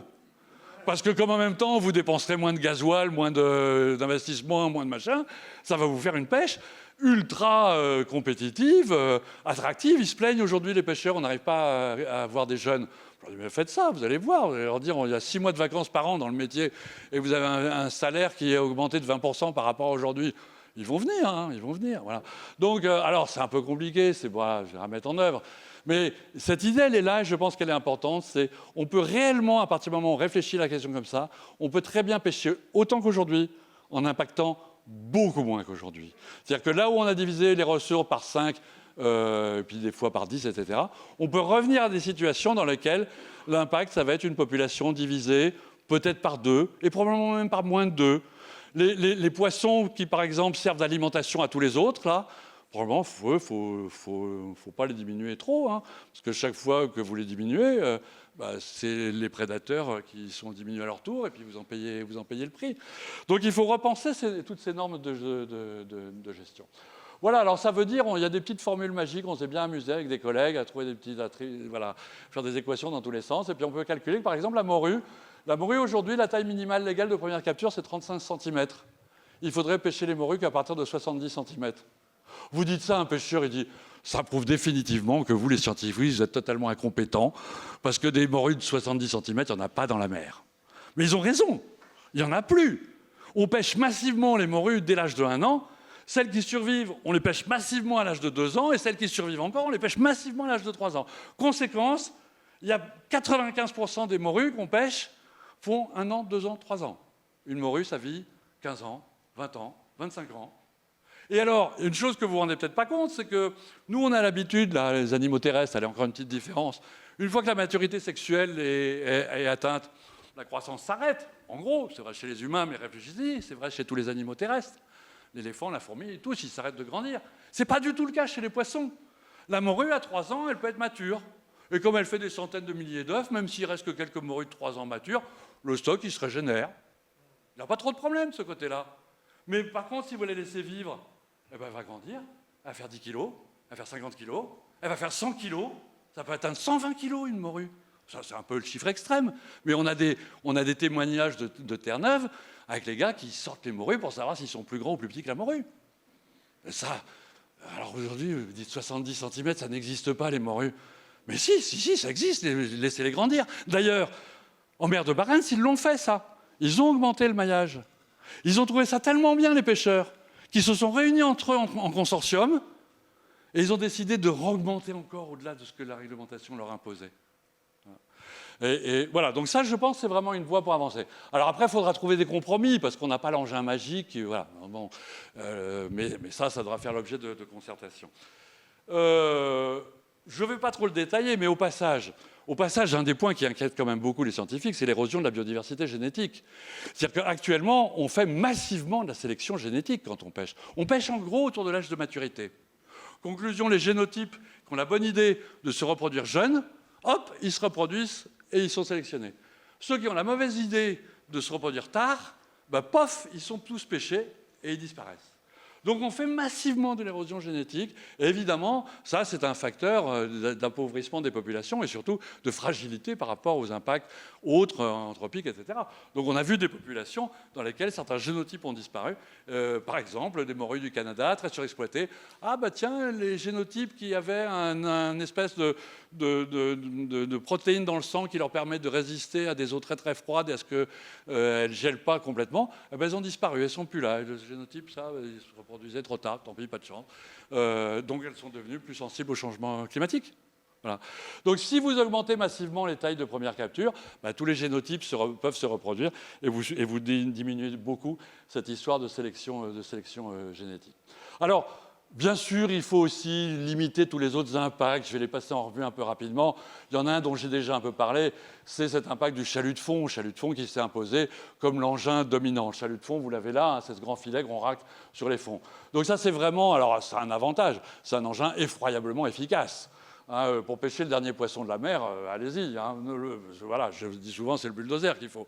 Donc, il s'est imposé. Il a bénéficié d'un espèce d'avantage concurrentiel qui est que, comme on finance le gasoil, lui, il dépense le plus de gasoil de tout le monde, donc d'une certaine manière, il a été avantagé par rapport aux autres. Et alors, à l'inverse, c'est un poisson qui ramasse tout sur son passage, donc notamment énormément de juvéniles. On considère que le chalut, plus de 50% de sa capture, en Europe, aujourd'hui, est constituée de juvéniles. Donc quand moi je parle d'augmenter les maillages, il faudrait commencer par le faire sur le chalut. En tout cas, pour l'instant, il capture massivement des juvéniles. Il capture toutes les espèces indifféremment. Or, clairement, une pêche durable, c'est une pêche chirurgicale, dans laquelle on va aller dire telle espèce, elle a telle productivité, donc on peut empêcher tel quota, et puis tel autre tel quota, et puis tel troisième tel quota. Et ça, quand on ramasse tout à la fois, mais vous ne pouvez pas gérer ça. Donc les pêcheurs ramassent des espèces, ils n'ont plus de quotas. Pendant longtemps, la règle du jeu a été « Oh ben c'est pas grave, vous les remettez à l'eau. On va compter dans vos quotas ce que vous ramenez à quai. » Bah oui, donc ils en ont rejeté de plus en plus à l'eau, puis les scientifiques ils sont devenus fous en disant « Ça se casse la figure. Nous, on essaie de diminuer les quotas, mais en fait, ils continuent à pêcher et ils rejettent. Donc ça ne marche pas. » Alors aujourd'hui, en principe, ils doivent ramener à bord, ils doivent ramener à quai. Ce qui est leur dépassement de quotas. Sauf que c'est bizarre, hein. C'est en place depuis 5 ans, et puis il y a plusieurs journalistes qui ont cherché, ils n'ont pas trouvé un seul endroit où on ait débarqué des excédents de capture. Je ne sais pas, ils doivent toujours être rejetés, évidemment, ils doivent être toujours rejetés, malheureusement. Donc ça fait beaucoup de rejets. Et puis ça détruit cette faune animale. Donc clairement, je boucle la boucle. Le chalut, c'est un paysan qui, avec persévérance, détruit en même temps qu'il récolte l'humus de son champ, de manière systématique, massive. Et puis qui après dit « c'est bizarre, ça pousse plus bien ici ». Mais c'est ça, aujourd'hui.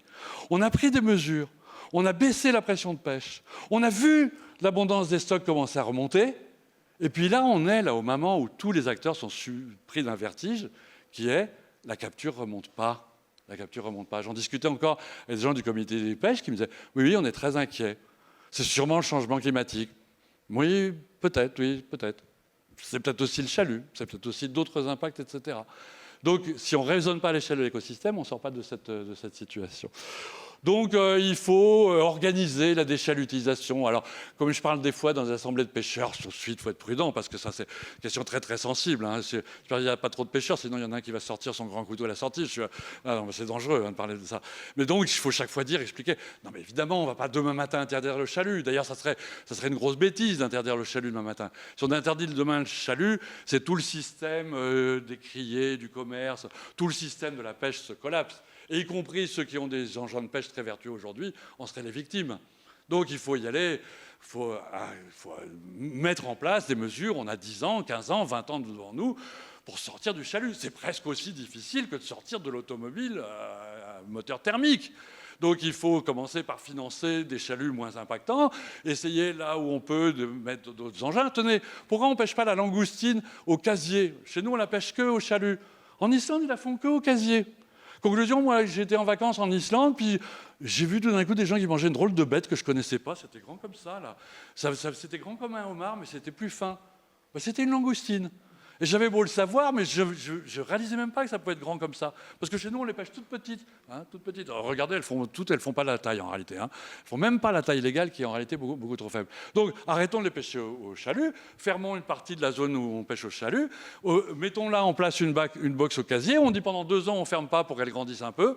Dans 2 ans, on les recapture nettement plus grosses. Et je vous garantis que dans 5 ans, la totalité des pêcheurs, ils veulent changer de modèle. Ils veulent tous passer au casier. Là, on sait faire. La morue, c'est un peu plus compliqué. Mais enfin, pendant des siècles, on a pêché la morue sans chalut. Pourquoi on est obligé de la pêcher au chalut? Parce qu'il n'y en a pas assez. Donc augmentons le maillage. Augmentons le maillage, on va remettre des poissons dans la mer. Et une fois qu'on aura remis des poissons dans la mer, on va rendre possible de revenir à des engins qui sont encore beaucoup moins impactants. On va enclencher une spirale vertueuse. Plus de poissons, des engins moins impactants. Plus de poissons, des engins moins impactants. Et on peut remonter à une mer, moi je crois, qui soit pleine de poissons, mais comme on l'avait probablement à la fin du 19e siècle. Les volumes de capture n'étaient pas très différents à la fin du 19e siècle. Donc on doit pouvoir revenir à ces niveaux-là. Donc le chalut, et puis il va falloir plus généralement réfléchir sur tous les engins. Ifremer travaille sur des nasses à poissons, ça c'est probablement un engin du futur. Pour l'instant, ce n'est pas tout à fait les bons qui rentrent dedans, alors il faut probablement travailler sur le maillage, on refait des études de comportement, d'éthologie, on essaye d'améliorer les maillages, les appâts, pardon. Les lignes, ce qu'on appelle aussi les palangres, ça c'est pas mal. Oui, alors il faut faire attention qu'il n'y ait pas d'oiseaux qui s'attrapent au moment où on remonte la ligne. Mais là aussi, on a des solutions techniques. Les filets, tout ce qui est filet, c'est plutôt pas mal. Finalement, ça, c'est tout ce qu'on appelle les engins dormants. C'est-à-dire, c'est des engins qu'on pose et on compte sur le comportement du poisson plutôt que de les tirer derrière avec des gros moteurs et en ramassant tout. Donc voilà, donc il faut vraiment enclencher une révolution des engins de pêche. Il y a de l'innovation, il y a de l'encouragement, il y a des zones tests à développer, il y a des start-up à créer, etc. Je n'ai pas l'heure sous la main, je pense que ça tourne à toute vitesse. Oui, donc, ok, donc je vais aller un peu là-dessus. Vous m'interrogerez si vous voulez. Je pense qu'il y a des solutions techniques pour avoir moins de dauphins, etc. On l'a fait dans les Kerguelen. Alors, j'en dis un mot quand même. Dans les Kerguelen, il y a des grandes pêcheries qui pêchent la légine, qui la pêchent avec des lignes, ce qu'on appelle des palanques, et qui avaient un gros problème de capture accidentelle d'oiseaux, y compris des oiseaux classés sur la liste rouge, l'albatros des Kerguelen et le puffin gris. Et ce qu'on a fait, c'est qu'on a mis en place un système dans lequel on a dit aux pêcheurs, si vous attrapez un oiseau, vous perdez du quota de pêche. Il y a eu un moment donné, la capture d'un oiseau, vous perdiez, écoutez-moi bien, 15 000 $ de quota de pêche. Oui, attention, c'est des grands bateaux de 100 mètres. Hein. Finalement, pour eux, c'était pas... Bon, ben oui, quand même. Enfin, quand même 15 000. Ils ont commencé à se mobiliser. Conclusion, ben, ils ont arrêté de pêcher de nuit, de jour. C'est la nuit. Ça marchait pour l'albatros, mais pas pour le puffin. Alors, ils ont essayé 2-3 trucs. Et puis, finalement, ils ont trouvé la solution, qui est de mettre un puits au milieu du bateau par lequel on remonte par en dessous la ligne, ce qui fait que les oiseaux ne la voient absolument pas au moment où on la remonte et ils ne peuvent pas venir mordre. La mortalité sur les oiseaux a été divisée par 1000. A été divisé par 1000, on considère aujourd'hui que c'est absolument plus un problème sur ces populations-là. Mais ça, qu'est-ce que ça veut dire? Ça veut dire qu'on a parié sur l'intelligence des acteurs et on a fait de l'incitation. Personne ici dans cette salle va accepter de perdre 10% de son salaire ou de passer du temps à résoudre un problème où vous avez l'impression que ça ne vous concerne pas si vous n'y êtes pas incité. Donc il fallait inciter les pêcheurs et à ce moment-là, ben oui, c'est eux qui peuvent trouver les solutions. Faudrait se décider, allez, on va la garder pour les questions, celle-là. Faudrait se décider à protéger les aires marines protégées, parce qu'en France, on a beaucoup d'aires marines protégées, absolument pas protégées en réalité. Hein. Mais ça, voilà, on regardera. Eh bien, je vais dire quand même un mot sur le second principe. Alors, on s'éloigne un peu, donc je vais peut-être aller un peu plus vite, mais moi, il me tient à cœur. C'est aussi cette idée que le second principe, c'est là aussi une espèce de rupture de paradigme. Je pense que dans le domaine des pêches, une fois qu'on a bien intégré cette idée, que c'est la nature qui produit. Du coup, la question n'est plus comment je produis plus. Dans une industrie, généralement, c'est la question qu'elle se pose. Comment je vais pouvoir dégager des marges pour pouvoir réinvestir du capital et du travail, augmenter la production, etc. Voilà. Mais là, vous ne pouvez pas augmenter la production. Donc la question, elle se pose d'une manière extrêmement différente. La question que vous voulez plutôt vous poser, c'est ces kilos ou ces tonnes que la nature veut bien m'offrir, produire, qu'est-ce que j'en fais? Comment je l'utilise? Comment je fais pour que la société en maximise l'utilité économique et sociale? Alors, ça vous paraît peut-être un peu abstrait, cette idée-là, mais une bonne façon de l'illustrer, c'est de se demander qu'est-ce qu'on fait finalement du poisson? Qu'est-ce qu'on fait du poisson en France? Alors, vous allez me dire, on le mange. Oui, bien sûr, il n'y a pas d'activité de pêche si ce n'est pas pour faire des aliments. On est d'accord, on ne va pas créer des réserves d'Indiens pour regarder des pêcheurs pêcher en disant que c'est beau et en faisant des photos. Les Anglais font un peu ça, hein, des fois. On a l'impression, des programmes avec eux, des fois on est un peu surpris. Non, il faut d'abord que ça produise un aliment. Mais en France, on fait beaucoup plus que ça avec la pêche. On fait ça. C'est-à-dire qu'on fait vivre les territoires côtiers. C'est pour ça que vous êtes si nombreux dans cette salle. Si je faisais une conférence sur la tomate, mais vous ne seriez pas venus. Sur les coiffeurs, vous ne seriez pas venus. Pourtant, je vous le garantis, c'est deux secteurs qui ont un poids économique beaucoup plus important que la pêche.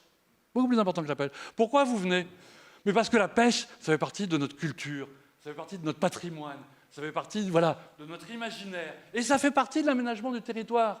On l'a tous connu, on a tous été au bord de la mer, on a tous vu les bateaux de pêche, on a tous vu ces petits bourgs qui vivent de la pêche.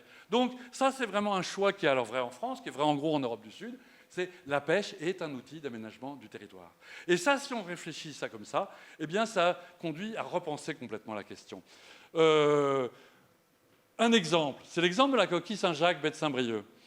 Baie de Saint-Brieuc, donc Bretagne Nord, il y a un petit gisement là qui a été très surexploité dans les années 80. Ils étaient à l'époque 250 pêcheurs. Les scientifiques ont dit, oulala, mais là, vous avez une pression de pêche qui est 5-10 fois trop élevée. Là. Tout va disparaître. Donc on aurait pu décider de diviser par 5 le nombre de bateaux. Les pêcheurs se sont réunis en consortium, ont dit non, nous on veut continuer à vivre. On veut continuer à vivre de notre pêche, mais pour ça on va s'imposer à chacun des mesures extrêmement restrictives. Qu'est-ce qu'ils ont mis en place? Ils ont mis en place le fait qu'on a le droit de pêcher que 6 mois par an. 6 mois d'ouverture, 6 mois de fermeture. Dans les 6 mois d'ouverture, on a le droit de pêcher que 2 jours par semaine. Les 5 autres, on laisse sur pause. Dans les 2 jours où on a droit, écoutez-moi bien, en baie de Saint-Brieuc, on a le droit d'aller pêcher pendant 3 quarts d'heure. La cloche sonne, la cloche s'arrête, on a 3 quarts d'heure pour pêcher.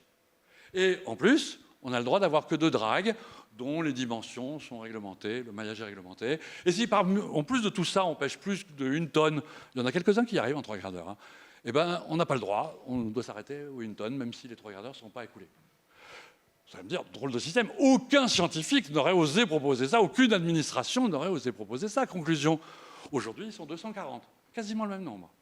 Et si vous suivez avec un doigt la côte bretonne, vous dites, ah, la baie de Saint-Brieuc, Saint-Quay-Portrieux, je ne sais plus quoi, etc. Mais c'est un endroit, c'est incroyable, il y a la vie qu'il y a par là.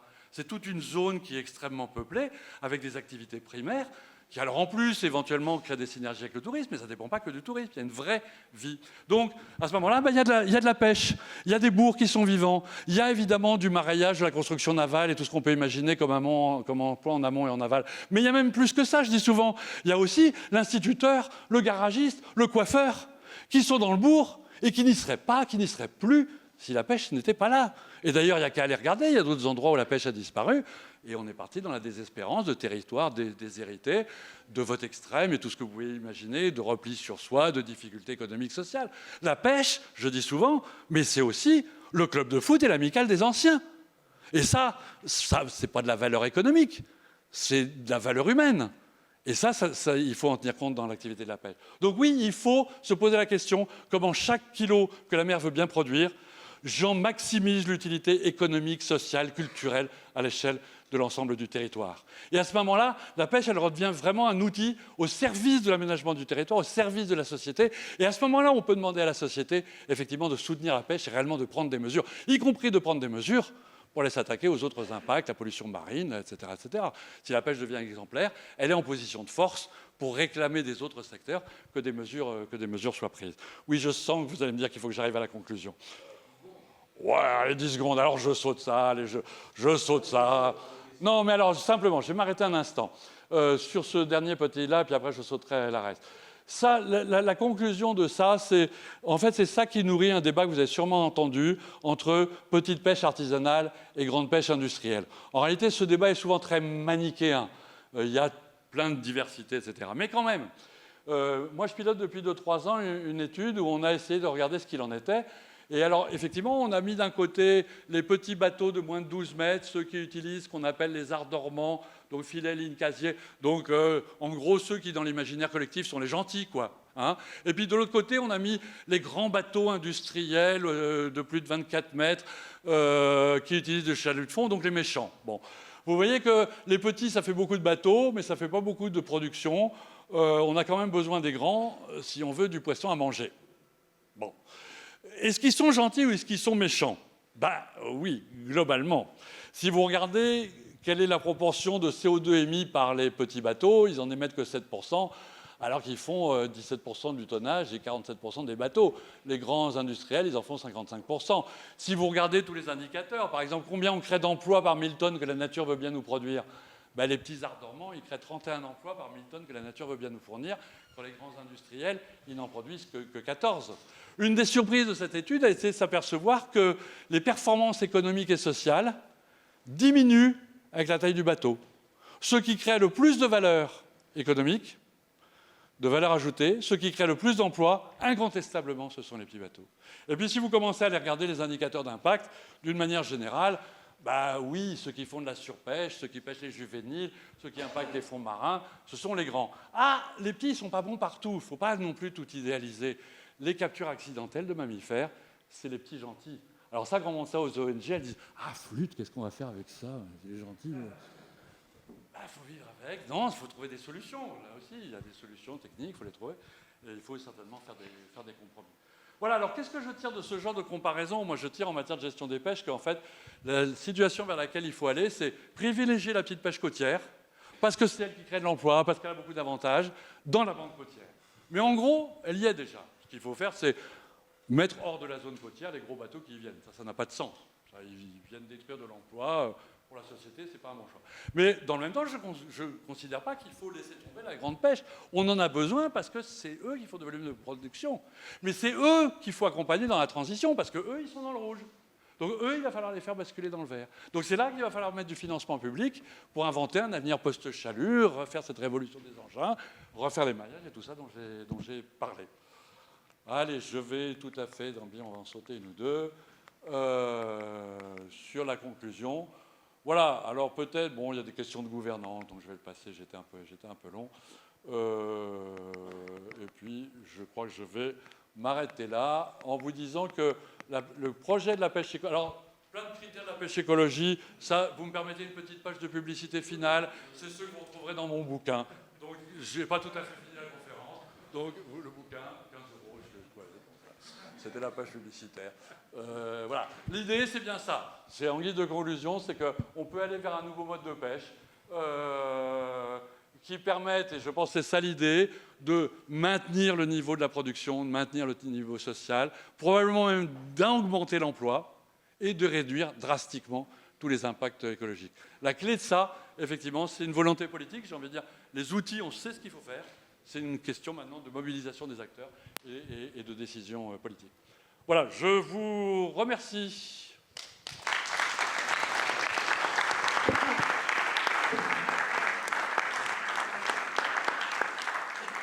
J'espère que vous avez amené quelques exemplaires de votre livre. Oh, alors c'est pas très professionnel. Hein. En tous les cas, un grand merci Didier, chers collègues, pour cet exposé qui, de mon point de vue, est plein d'optimisme. C'est-à-dire qu'on entend tellement tout est fichu, on ne peut plus faire marche arrière, etc. On voit qu'il y a des chemins à condition de faire preuve de bonne volonté. Ce que j'ai beaucoup apprécié, c'est qu'on sort du manichéisme, je dirais. Et là aussi, c'est quelque chose qui est tout à fait intéressant. Alors, il y a 2 micros pour poser les questions, un à gauche et un à droite. Je vois déjà un micro. En attendant que le micro vous parvienne, j'ai une question un peu personnelle pour savoir si on s'est payé ma tête ou pas. Quand j'avais essayé de vendre dans une intervention les engins de pêche sélectifs en disant il faut élargir les mailles du filet pour que les petits poissons puissent survivre. C'est ce que vous avez dit.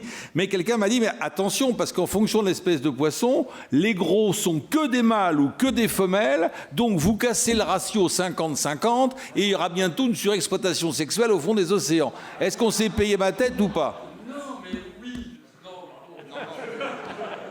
J'oserais pas dire ça. Mais il est tout à fait vrai qu'un certain nombre de poissons sont hermaphrodites, donc soit le mâle ou la femelle, soit le mâle. Mais j'ai envie de dire, raison de plus. Raison de plus, parce qu'effectivement, il y a des situations dans lesquelles on les pêche tous petits, donc il n'y a que les petits qui survivent. Et je ne vous cache pas que la situation qui est embêtante, c'est qu'ils sont d'abord mâles, parce qu'à ce moment-là, il n'y a plus que des mâles dans l'eau. Ils n'ont jamais le temps d'atteindre un âge qui leur permet d'être femelles. Et ça, pour la reproduction, ça ne marche pas du tout. Hein. Donc oui, ça fait probablement partie aussi des espèces qui peuvent être sensibles, alors moins que des requins, mais des grands mérous, par exemple, qui sont hermaphrodites d'une manière systématique. La dorade rose, qui a beaucoup périclité, c'est probablement exactement le cas. Elle est hermaphrodite progyne, je crois qu'on dit, c'est le terme, c'est-à-dire mâle d'abord et femelle après. En tous les cas, il y a des questions. Merci de vous présenter à chaque fois comme d'habitude. Oui, je me présente, je suis en première année de licence Histoire Sciences Po avec Monsieur Buchet comme professeur. Merci pour cette conférence. Moi, je voulais vous demander, parce que vous avez beaucoup parlé c'était pas surprenant, de la Manche, des quotas de pêche, etc. Mais étant donné que nous, la France, on a la 2e ou première ZEE en fonction de ce qu'on en considère comme étant vraiment la ZEE, est-ce que vous pouvez développer plus sur les Outre-mer? Est-ce que, je sais pas, c'est le même statut juridique? Est-ce qu'il y a les mêmes problématiques? Est-ce qu'il y a aussi des quotas de pêche et des tensions avec d'autres pays? Alors, une partie, je suis en plein dans la coordination d'une étude où on essaye de réagréger justement pour avoir la totalité de la France, Outre-mer comprise. Une partie des territoires d'Outre-mer sont ce qu'on appelle en Europe les RUP, les régions ultrapériphériques. Et à ce titre-là, appartiennent aux territoires de l'Union européenne et donc sont soumises aux règles de pêche de l'Union européenne, au calcul des quotas exactement de la même manière. Ça concerne en gros, pour aller vite, les départements et territoires d'Outre-mer, plus Saint-Martin, je crois, qui je ne sais pas pourquoi, se retrouve dans les RUP. Les autres... relève uniquement de la gestion française, ce qu'on appelle dans le jargon européen les pays et territoires d'outre-mer, les PTOM. Donc il y a des gestions, mais effectivement, oui, il y a souvent beaucoup de retard dans le système. On est en retard sur les études scientifiques pour savoir où en sont les stocks. Donc on est en retard sur la fixation de quotas. Donc on est en retard sur la bonne gestion des pêches. Et globalement, ça ne se passe pas bien.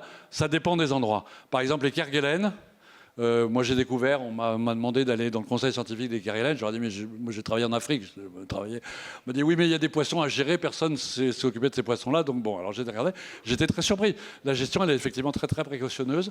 Alors, c'est vrai qu'on pêche dans des zones qui sont des zones de très grande biodiversité, mais du coup, il y a des mesures de gestion très, très fortes qui sont prises et c'est plutôt globalement bien géré. Vous allez en Polynésie, vous allez à Mayotte, personne ne sait très bien, on est là à se dire, allez, combien on va dire 1000 tonnes ou 2000 tonnes de capture, mais on sait très peu de choses. Ceci dit, il n'y a pas besoin d'aller si loin, hein. La Méditerranée est très en retard par rapport à la zone atlantique. Moi, je vous ai beaucoup présenté des résultats de Méditerranée, notamment ma petite courbe qui remonte. Pardon, des résultats de l'Atlantique, ma petite courbe qui remonte, c'est l'Atlantique. Il y a encore 10-15 ans, on n'avait quasiment aucune étude scientifique pour savoir si les stocks étaient ou non surexploités en Méditerranée, à l'exception d'une espèce qui est le thon rouge, qui a fait l'objet de beaucoup de travaux scientifiques depuis longtemps, et un peu l'espadon. Mais toutes les autres, aucune étude scientifique. Il a fallu vraiment que l'Europe se fâche en disant non mais ça c'est pas possible. Elle a envoyé des commandos, mais c'était vraiment ça, hein, des commandos de scientifiques des pays de l'Europe du Nord faire des évaluations au nez à la barbe des scientifiques de Méditerranée, que ça a beaucoup vexé, qui ont dit ah, mais on va les faire nous nos évaluations, donc ils s'y sont tous mis. Mais aujourd'hui il n'y a encore que la moitié des ressources pour lesquelles on est un état à peu près précis des populations. Le poulpe, première espèce de la pêche artisanale. Il y a 2 ans, un journaliste m'avait demandé, je voudrais vous interviewer sur l'état du stock de poulpe. Je lui ai dit, rappelez-moi dans une demi-heure, je vais aller faire un peu ma vidéo, puis je vous raconte. Et puis il m'a rappelé, je lui ai dit, ah mais non, je peux vous raconter, il n'y a eu aucune évaluation d'aucun stock de poulpe qui a été fait en Méditerranée. Jamais. Donc en Méditerranée, il n'y a pas de quota. Et comme il n'y a pas de quota, les ressources se portent très très mal. Très très mal. C'est une espèce de règle générale, hein. Partout où il n'y a pas l'effort de recherche, partout où il n'y a pas les mesures de régulation, les stocks se portent très très mal. Et puis alors, bon, moi j'ai beaucoup travaillé en Afrique. L'Afrique, la situation est vraiment absolument désespérante aujourd'hui, désespérante. Désespérante. Elle est notamment désespérante en particulier parce que, on a envoyé beaucoup de bateaux de beaucoup de pays. Alors l'Europe, mais pas que, hein, les Asiatiques aussi beaucoup, ont été payés les ressources de tous les pays d'Afrique de l'Ouest. Maintenant, c'est presque encore pire. Ils sont toujours là, en partie, à piller les ressources. Mais en plus, il y a eu le fait qu'avec le développement de l'aquaculture, la demande en poisson pour faire de la farine de poisson pour nourrir notre aquaculture a explosé au niveau mondial. Il est devenu plus rentable pour un pêcheur de livrer son poisson à l'usine de farine que sur le marché alimentaire. Conclusion, on a vu pousser depuis 10 ans plusieurs dizaines d'usines de farine de poisson sur les côtes du Sénégal, de la Mauritanie, etc. Et aujourd'hui, vous avez des milliers de pirogues qui vont en mer. Tous les gros poissons ont disparu par surpêche. Ils vont pêcher la sardinelle, qui est le cousin germain de notre sardine, hein, qui débarque directement à l'usine de farine de poisson. Alors bon, eux, ils livrent là. Oui, mais en attendant, c'est plusieurs millions de tonnes qui étaient consacrées à l'alimentation humaine et qui aujourd'hui partent dans les usines à saumon. Et ce sont des milliers de femmes en particulier qui travaillaient à la valorisation du poisson, le fumage, le séchage, la commercialisation, etc., qui se retrouvent complètement dans le marasme. La crise de la pêche au Sénégal est un des facteurs, pas le seul, hein, mais un des facteurs très puissants qui alimente l'immigration des pêcheurs qu'on retrouve en Méditerranée. Si. J'étais peut-être un peu au-delà de votre question. Autre question, merci. Bonjour, je m'appelle Samy. Merci pour votre présentation, elle était très claire. Je suis là parce que le sujet m'intéresse et que j'ai été invité par mon ami qui travaille le sujet. Vous avez dit qu'on ne peut pas produire de poissons. Moi, je reviens du salon de l'agriculture où il y avait un endroit pour la pêche. Et on parle beaucoup d'élevage de poissons. Est-ce que c'est des solutions qui peuvent être mises en place pour le futur ? Alors... J'ai encore 2 ou 3 questions. Bon, alors, la réponse est globalement oui, mais surtout pas celle qu'on est en train de développer aujourd'hui. C'est-à-dire que malheureusement, le poisson que nous cultivons en Europe, en France, pas tellement, mais surtout à l'échelle européenne, c'est du saumon, alors un peu de truite et quelques autres espèces, mais c'est tout systématiquement du poisson qui est du poisson piscivore, c'est-à-dire du poisson qui se nourrit dans la nature à base de poisson et qu'il faut donc nourrir avec de la farine de poisson. Donc, qu'est-ce qu'on fait ? Eh bien, on va en mer, aggraver la surpêche, et puis, c'est ce que j'ai dit là, on est aujourd'hui vraiment dans cette situation où cette aquaculture-là, elle consiste à aller piller les ressources du Sud pour nourrir les saumons des riches, quoi. Donc moi, si j'ai un seul conseil de consommation à vous donner en matière de poisson, c'est, s'il vous plaît, arrêtez le poisson. Arrêtez le saumon, pardon. Arrêtez le saumon. Concentrez-vous sur le poisson de pêche, ça peut être beaucoup plus durable. Après, oui, il y a des formes d'aquaculture, les huîtres, les moules, super, il faut y aller, il faut développer. Moi, je ne comprends pas, il y a un plan, oui, il y a un plan là, pourquoi on ne parle pas plus de la synergie entre le développement des énergies marines en mer et le développement de l'élevage de cultures en mer. Il y a un champ énorme sur les algues. Donc s'il y a un autre conseil alimentaire, c'est manger des algues. C'est très bon, on sait les produire, il y en a sur le marché. Le problème, c'est qu'il n'y a pas la demande du consommateur aujourd'hui. Donc il faut éduquer le consommateur à manger des algues et il y a vraiment des potentiels. Et puis peut-être faudrait aller vers du poisson herbivore. Aux États-Unis, le premier poisson pêché, ça vous fera peut-être pas rêver, mais c'est le poisson-chat. Dans des burgers avec, je sais pas quoi, du ketchup, ça passe, hein. Je crois, moi le burger non. Enfin le ketchup non. Allez, vous avez le micro, allez-y. Bonjour, je m'appelle Guillaume Muret, je suis en deuxième année de licence et je voulais poursuivre notamment sur la question de l'élevage avec les élevages de poissons en bassin sur terre et quel est pour vous, est-ce que c'est une vraie concurrence à la pêche ou c'est juste des gadgets qui sont mis en place? Je vous remercie. Non, il y a sûrement des formes à étudier, hein. Il y a de la diversification d'espèces à domestiquer, etc. Malheureusement, l'essentiel de ce qu'on fait actuellement avec les projets de ce qu'on appelle les systèmes recirculés, hein, c'est toujours du saumon. Alors effectivement, quand c'est de l'eau recirculée, au moins on ne pollue pas les rivières d'à côté, etc. Ça a quelques avantages de ce type-là.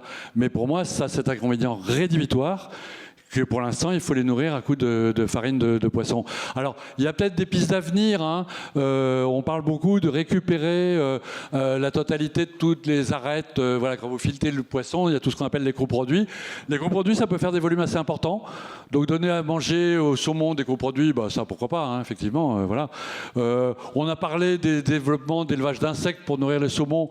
En fait, ça, on sait déjà que c'est une impasse parce que les chiens, les chats sont prêts à payer beaucoup plus cher que les saumons le fait de mettre des insectes dans leur aliment. Donc économiquement, pour l'instant, ça passe pas. Voilà. Donc bon, moi, je souhaiterais une réorientation absolument profonde des politiques en matière de développement de l'aquaculture vers effectivement des formes d'aquaculture durable. Et il y en a, et elles ont un rôle à jouer, hein. Moi, j'étais au salon de l'agriculture pour participer à un débat qui nous expliquait, alors le point de départ, c'était une collègue qui expliquait que parce qu'on avait besoin d'oméga 3, il fallait qu'on mange 30 kilos de poisson par an. Je dis, vous êtes gentil, mais 30 kilos de poisson par an, c'est effectivement à peu près ce qu'on mange en France, sauf qu'on mange 3 fois la dose du terrien moyen, et que ça veut dire en réalité, on est en train de retirer la bouche des pays du Sud d'une partie du poisson dont ils ont infiniment plus besoin que nous. Donc si on veut arriver aux 30 kilos, il pourrait y avoir 10 kilos qui viennent de la pêche bien gérée, durable, et il faudra effectivement des formes d'aquaculture, mais si possible des formes d'aquaculture vertueuses. Les micro-algues, sûrement. Il faudra une suite à cette conférence. Donc les 2 dernières questions, merci.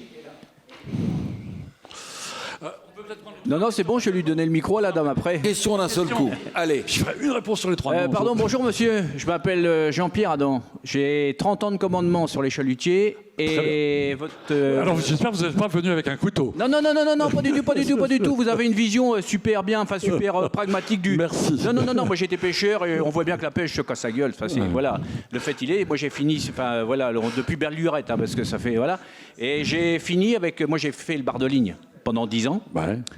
Les pouvoirs publics n'ont jamais aidé le bar de ligne, on va dire franchement. On s'est fait descendre à grands coups de... Voilà, avec mes 5 hameçons, j'étais fautif de toutes les machins, on nous a fait descendre. Mais les subventions françaises, ou j'en sais rien pour aider les bateaux, s'en vont toujours sur les chalutiers. Oui. Voilà. Après, pour la pêche durable, moi, personnellement, je vais m'y remettre à la pêche, mais bon, je pêche avec des hameçons et des casiers.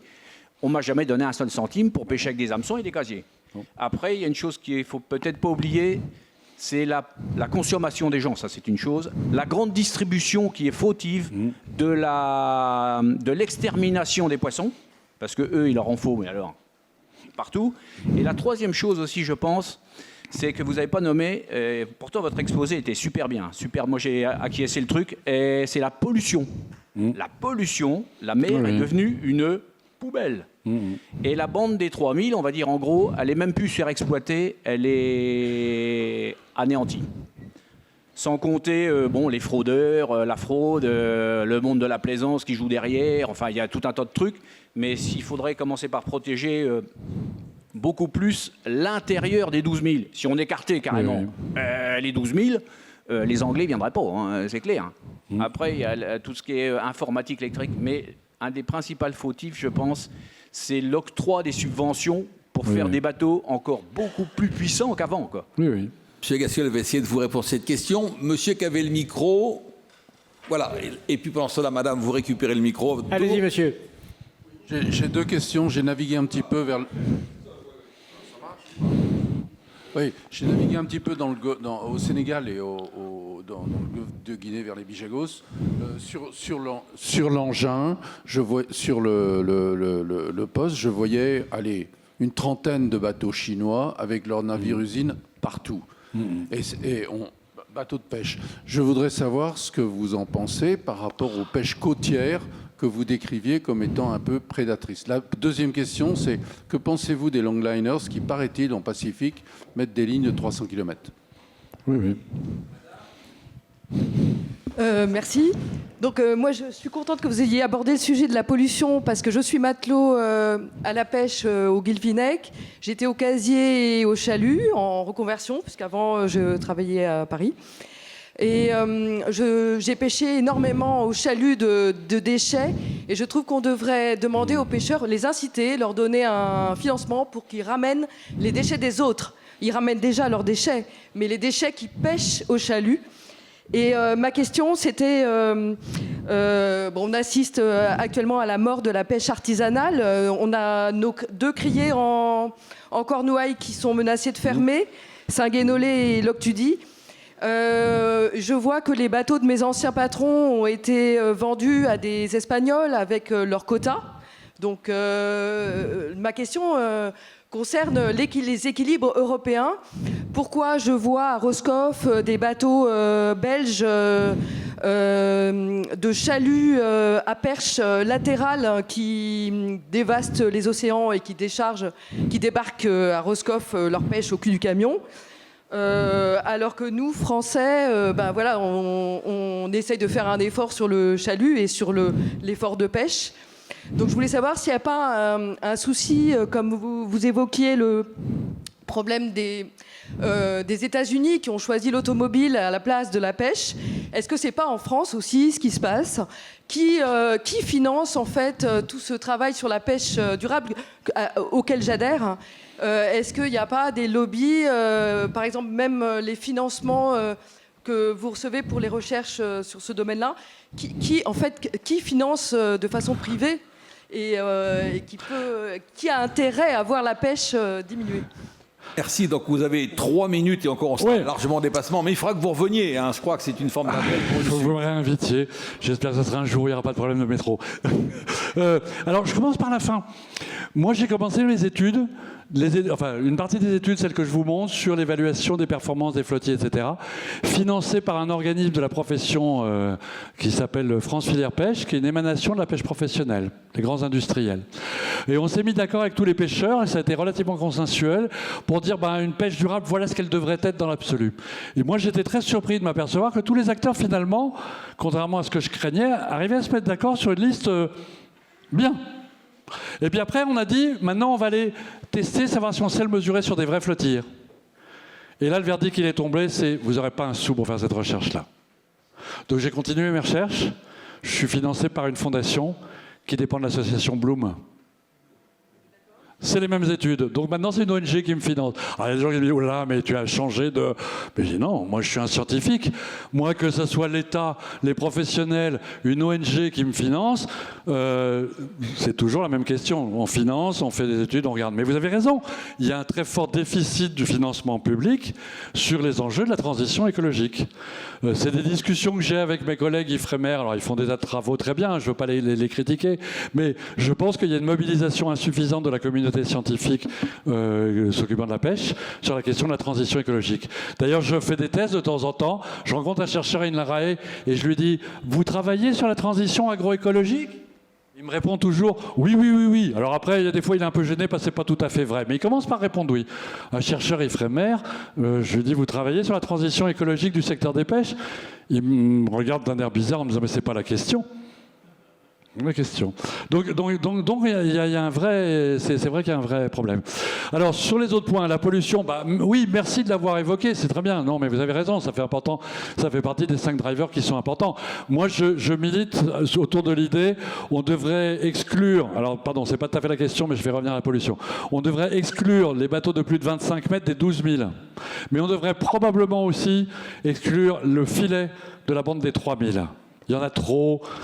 C'est un vrai labyrinthe. Après, on s'étonne qu'il y ait des tas de mammifères marins à pêcher, enfin, etc. Et effectivement, c'est des espaces à protéger, notamment du question des pollutions. Mais attention, je vais peut-être vous paraître un peu provocateur. La Mongo Cadiz, ça a été une pollution majeure, qui a été très très bien suivie par les scientifiques.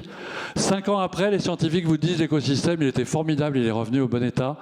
Il y a une capacité de résilience des écosystèmes qui est très très forte. Donc les pollutions, elles nous inquiètent aujourd'hui, mais pas tellement sur le fait qu'elles entraînent des mortalités massives, etc. Elles nous inquiètent surtout sur des problèmes de sécurité, de santé du produit. Les polluants s'accumulent, et ça c'est une vraie menace sur toute la vie marine et sur la pêche en particulier. C'est le jour où on va dire, puis vous avez vu qu'il y a déjà des polémiques sur le mercure chez le thon, etc. Il y a déjà eu des fermetures de la pêche à la sardine en Manche parce qu'il y avait des taux trop élevés de je ne sais plus quel polluant. Donc ça oui, il y a des problèmes de santé humaine là derrière les problèmes de pollution qui sont absolument majeurs. Je pense que le grand public met souvent beaucoup l'accent sur la pollution parce que c'est visible. Alors c'est bien, il a raison de s'en préoccuper, je ne veux pas minorer. Mais je pense par exemple qu'on porte beaucoup moins d'attention au fait qu'actuellement, c'est tout le phytoplancton et le zooplancton qui est en train d'être complètement modifié pour des raisons d'acidification des eaux et de réchauffement climatique. Un des phénomènes les plus inquiétants actuellement, c'est l'amaigrissement des poissons. Alors ça, on a d'abord vu ça dans le golfe du Lion. Les sardines qui, à taille et âge équivalent, perdaient 30%, 40%, dans certains cas 50% de leur poids. Et puis on s'est aperçu que c'était le cas de toutes les petites espèces du golfe de Gascogne ici, les sardines, les anchois, les harengs. Et là, moi j'ai un doctorant qui a travaillé avec des collègues d'Ifremer et qui vient de montrer que ça affecte aussi les poissons du fond. Ils sont en train de devenir plus maigres, mal en point. Et pourquoi? C'est en réalité parce que le changement climatique, acidification plus eau chaude, est en train de modifier complètement toute la composition du phytoplancton. On va vers des espèces plus petites, et donc des zooplanctons plus petits. Et alors je résume ça d'une formule en disant, les poissons dans leur assiette, au lieu de trouver des beefsteaks, ils trouvent des croquettes. Et du coup, ils ne se portent pas bien. Voilà. Et ça, vous voyez, il y a des modifications vraiment en profondeur très très fortes qui sont peut-être moins connues du public, mais qui, moi, m'inquiètent. Voilà, je veux dire, la pollution aussi. Il y avait une question sur les flottilles chinoises. Ah oui, c'est très très inquiétant, les flottilles chinoises. Là, il n'y a aucun doute. Alors après, moi, je ne veux pas faire une espèce de racisme anti-chinois, mais c'est clair que... Moi, je vais vous raconter une anecdote. J'ai été dans les comités de suivi des accords de pêche entre l'Union européenne et la Mauritanie. Donc tous les ans, on se réunissait entre collègues de l'Europe et mauritaniens pour faire des bilans. Et lors d'une de ces réunions scientifiques, on a démontré que le poulpe, qui était une des grosses espèces pêchées par les flottilles espagnoles, était surexploitée. Or, la règle du jeu est que des accords de pêche de l'Union européenne, c'est qu'on ne peut aller pêcher dans un pays étranger que si la ressource n'est pas surexploitée, que si le pays n'est pas capable, lui, tout seul, comme un grand, de la surexploiter. Donc, s'il la sous-exploite, ce qui est peut-être une bonne idée, je ne sais pas, mais enfin bref, on a le droit de rajouter des bateaux pour aller jusqu'à la limite de la surexploitation. À partir du moment où il y avait surexploitation, il fallait arrêter les pêches espagnoles. Donc on a publié un rapport. Alors les collègues espagnols qui étaient à la Réunion étaient un peu embêtés, ont vérifié 12 fois les calculs, mais c'était des scientifiques honnêtes. Ils ont dit oui, non, les calculs sont les calculs, il faut bien qu'on connaisse ça. Donc on a publié un communiqué en disant il y a 30 bateaux en trop. Il se trouve que ça représente l'équivalent des flottilles espagnoles. Et le lendemain, tous les journaux des Pays Basques titraient un pseudo-comité scientifique infiltré par des terroristes verts prétend mettre hors de nos eaux nos navires, hors des eaux mauritaniennes, nos navires. Avec les collègues mauritaniens, on s'est dit qu'il ne fallait pas qu'on aille dans le Pays Basque pendant quelques jours. Mais bref, l'Europe a joué le jeu. L'histoire, c'est que l'année d'après, les droits de pêche ont été donnés massivement aux Chinois. Donc effectivement, qu'est-ce que je vous dis? Moi, scientifique européen, je dis j'ai fait mon boulot. Malheureusement, je n'ai pas de pouvoir sur ce que les Mauritaniens font de leurs ressources. Et je pense que, pour être très honnête, l'argent de l'accord de pêche n'est pas tombé dans une caisse de développement. Il est tombé directement dans les mains de quelques responsables politiques corrompus, on va dire, pour pas désigner. Donc oui, c'est un vrai problème. Et effectivement, les long lines qui se développent pour aller pêcher des ressources dans tout le Pacifique, c'est un vrai problème. La gouvernance des pêches au niveau mondial est faible, oui. Mais vous reviendrez, c'est voilà. Promis, on se réjouit. J'annonce simplement, Eudes va vous remercier, le prochain mardi de la mer, donc le 11 mars, sur une thématique que vous avez appelée de vos voeux un peu, l'éolien en mer, enjeux et place de la France, par Jules Nyssen, qui est le président du CER, le syndicat des énergies renouvelables. Voilà, donc on aura 2 très beaux volets. Et le mot de la fin, la conclusion, au président de l'Institut français de la mer. Allez, je vous propose de garder au minimum 3 idées de cette conférence. La première, c'est comment faire de la pêche le garant de la biodiversité marine. La deuxième, c'est que la pêche, c'est le club de foot et l'association des anciens. Et la troisième, c'est que l'halieutique, finalement, c'est l'expérience de la finitude de la production de la planète et que ce que nous faisons sur l'halieutique aujourd'hui, nous devrons le faire sur l'ensemble des ressources demain. Merci.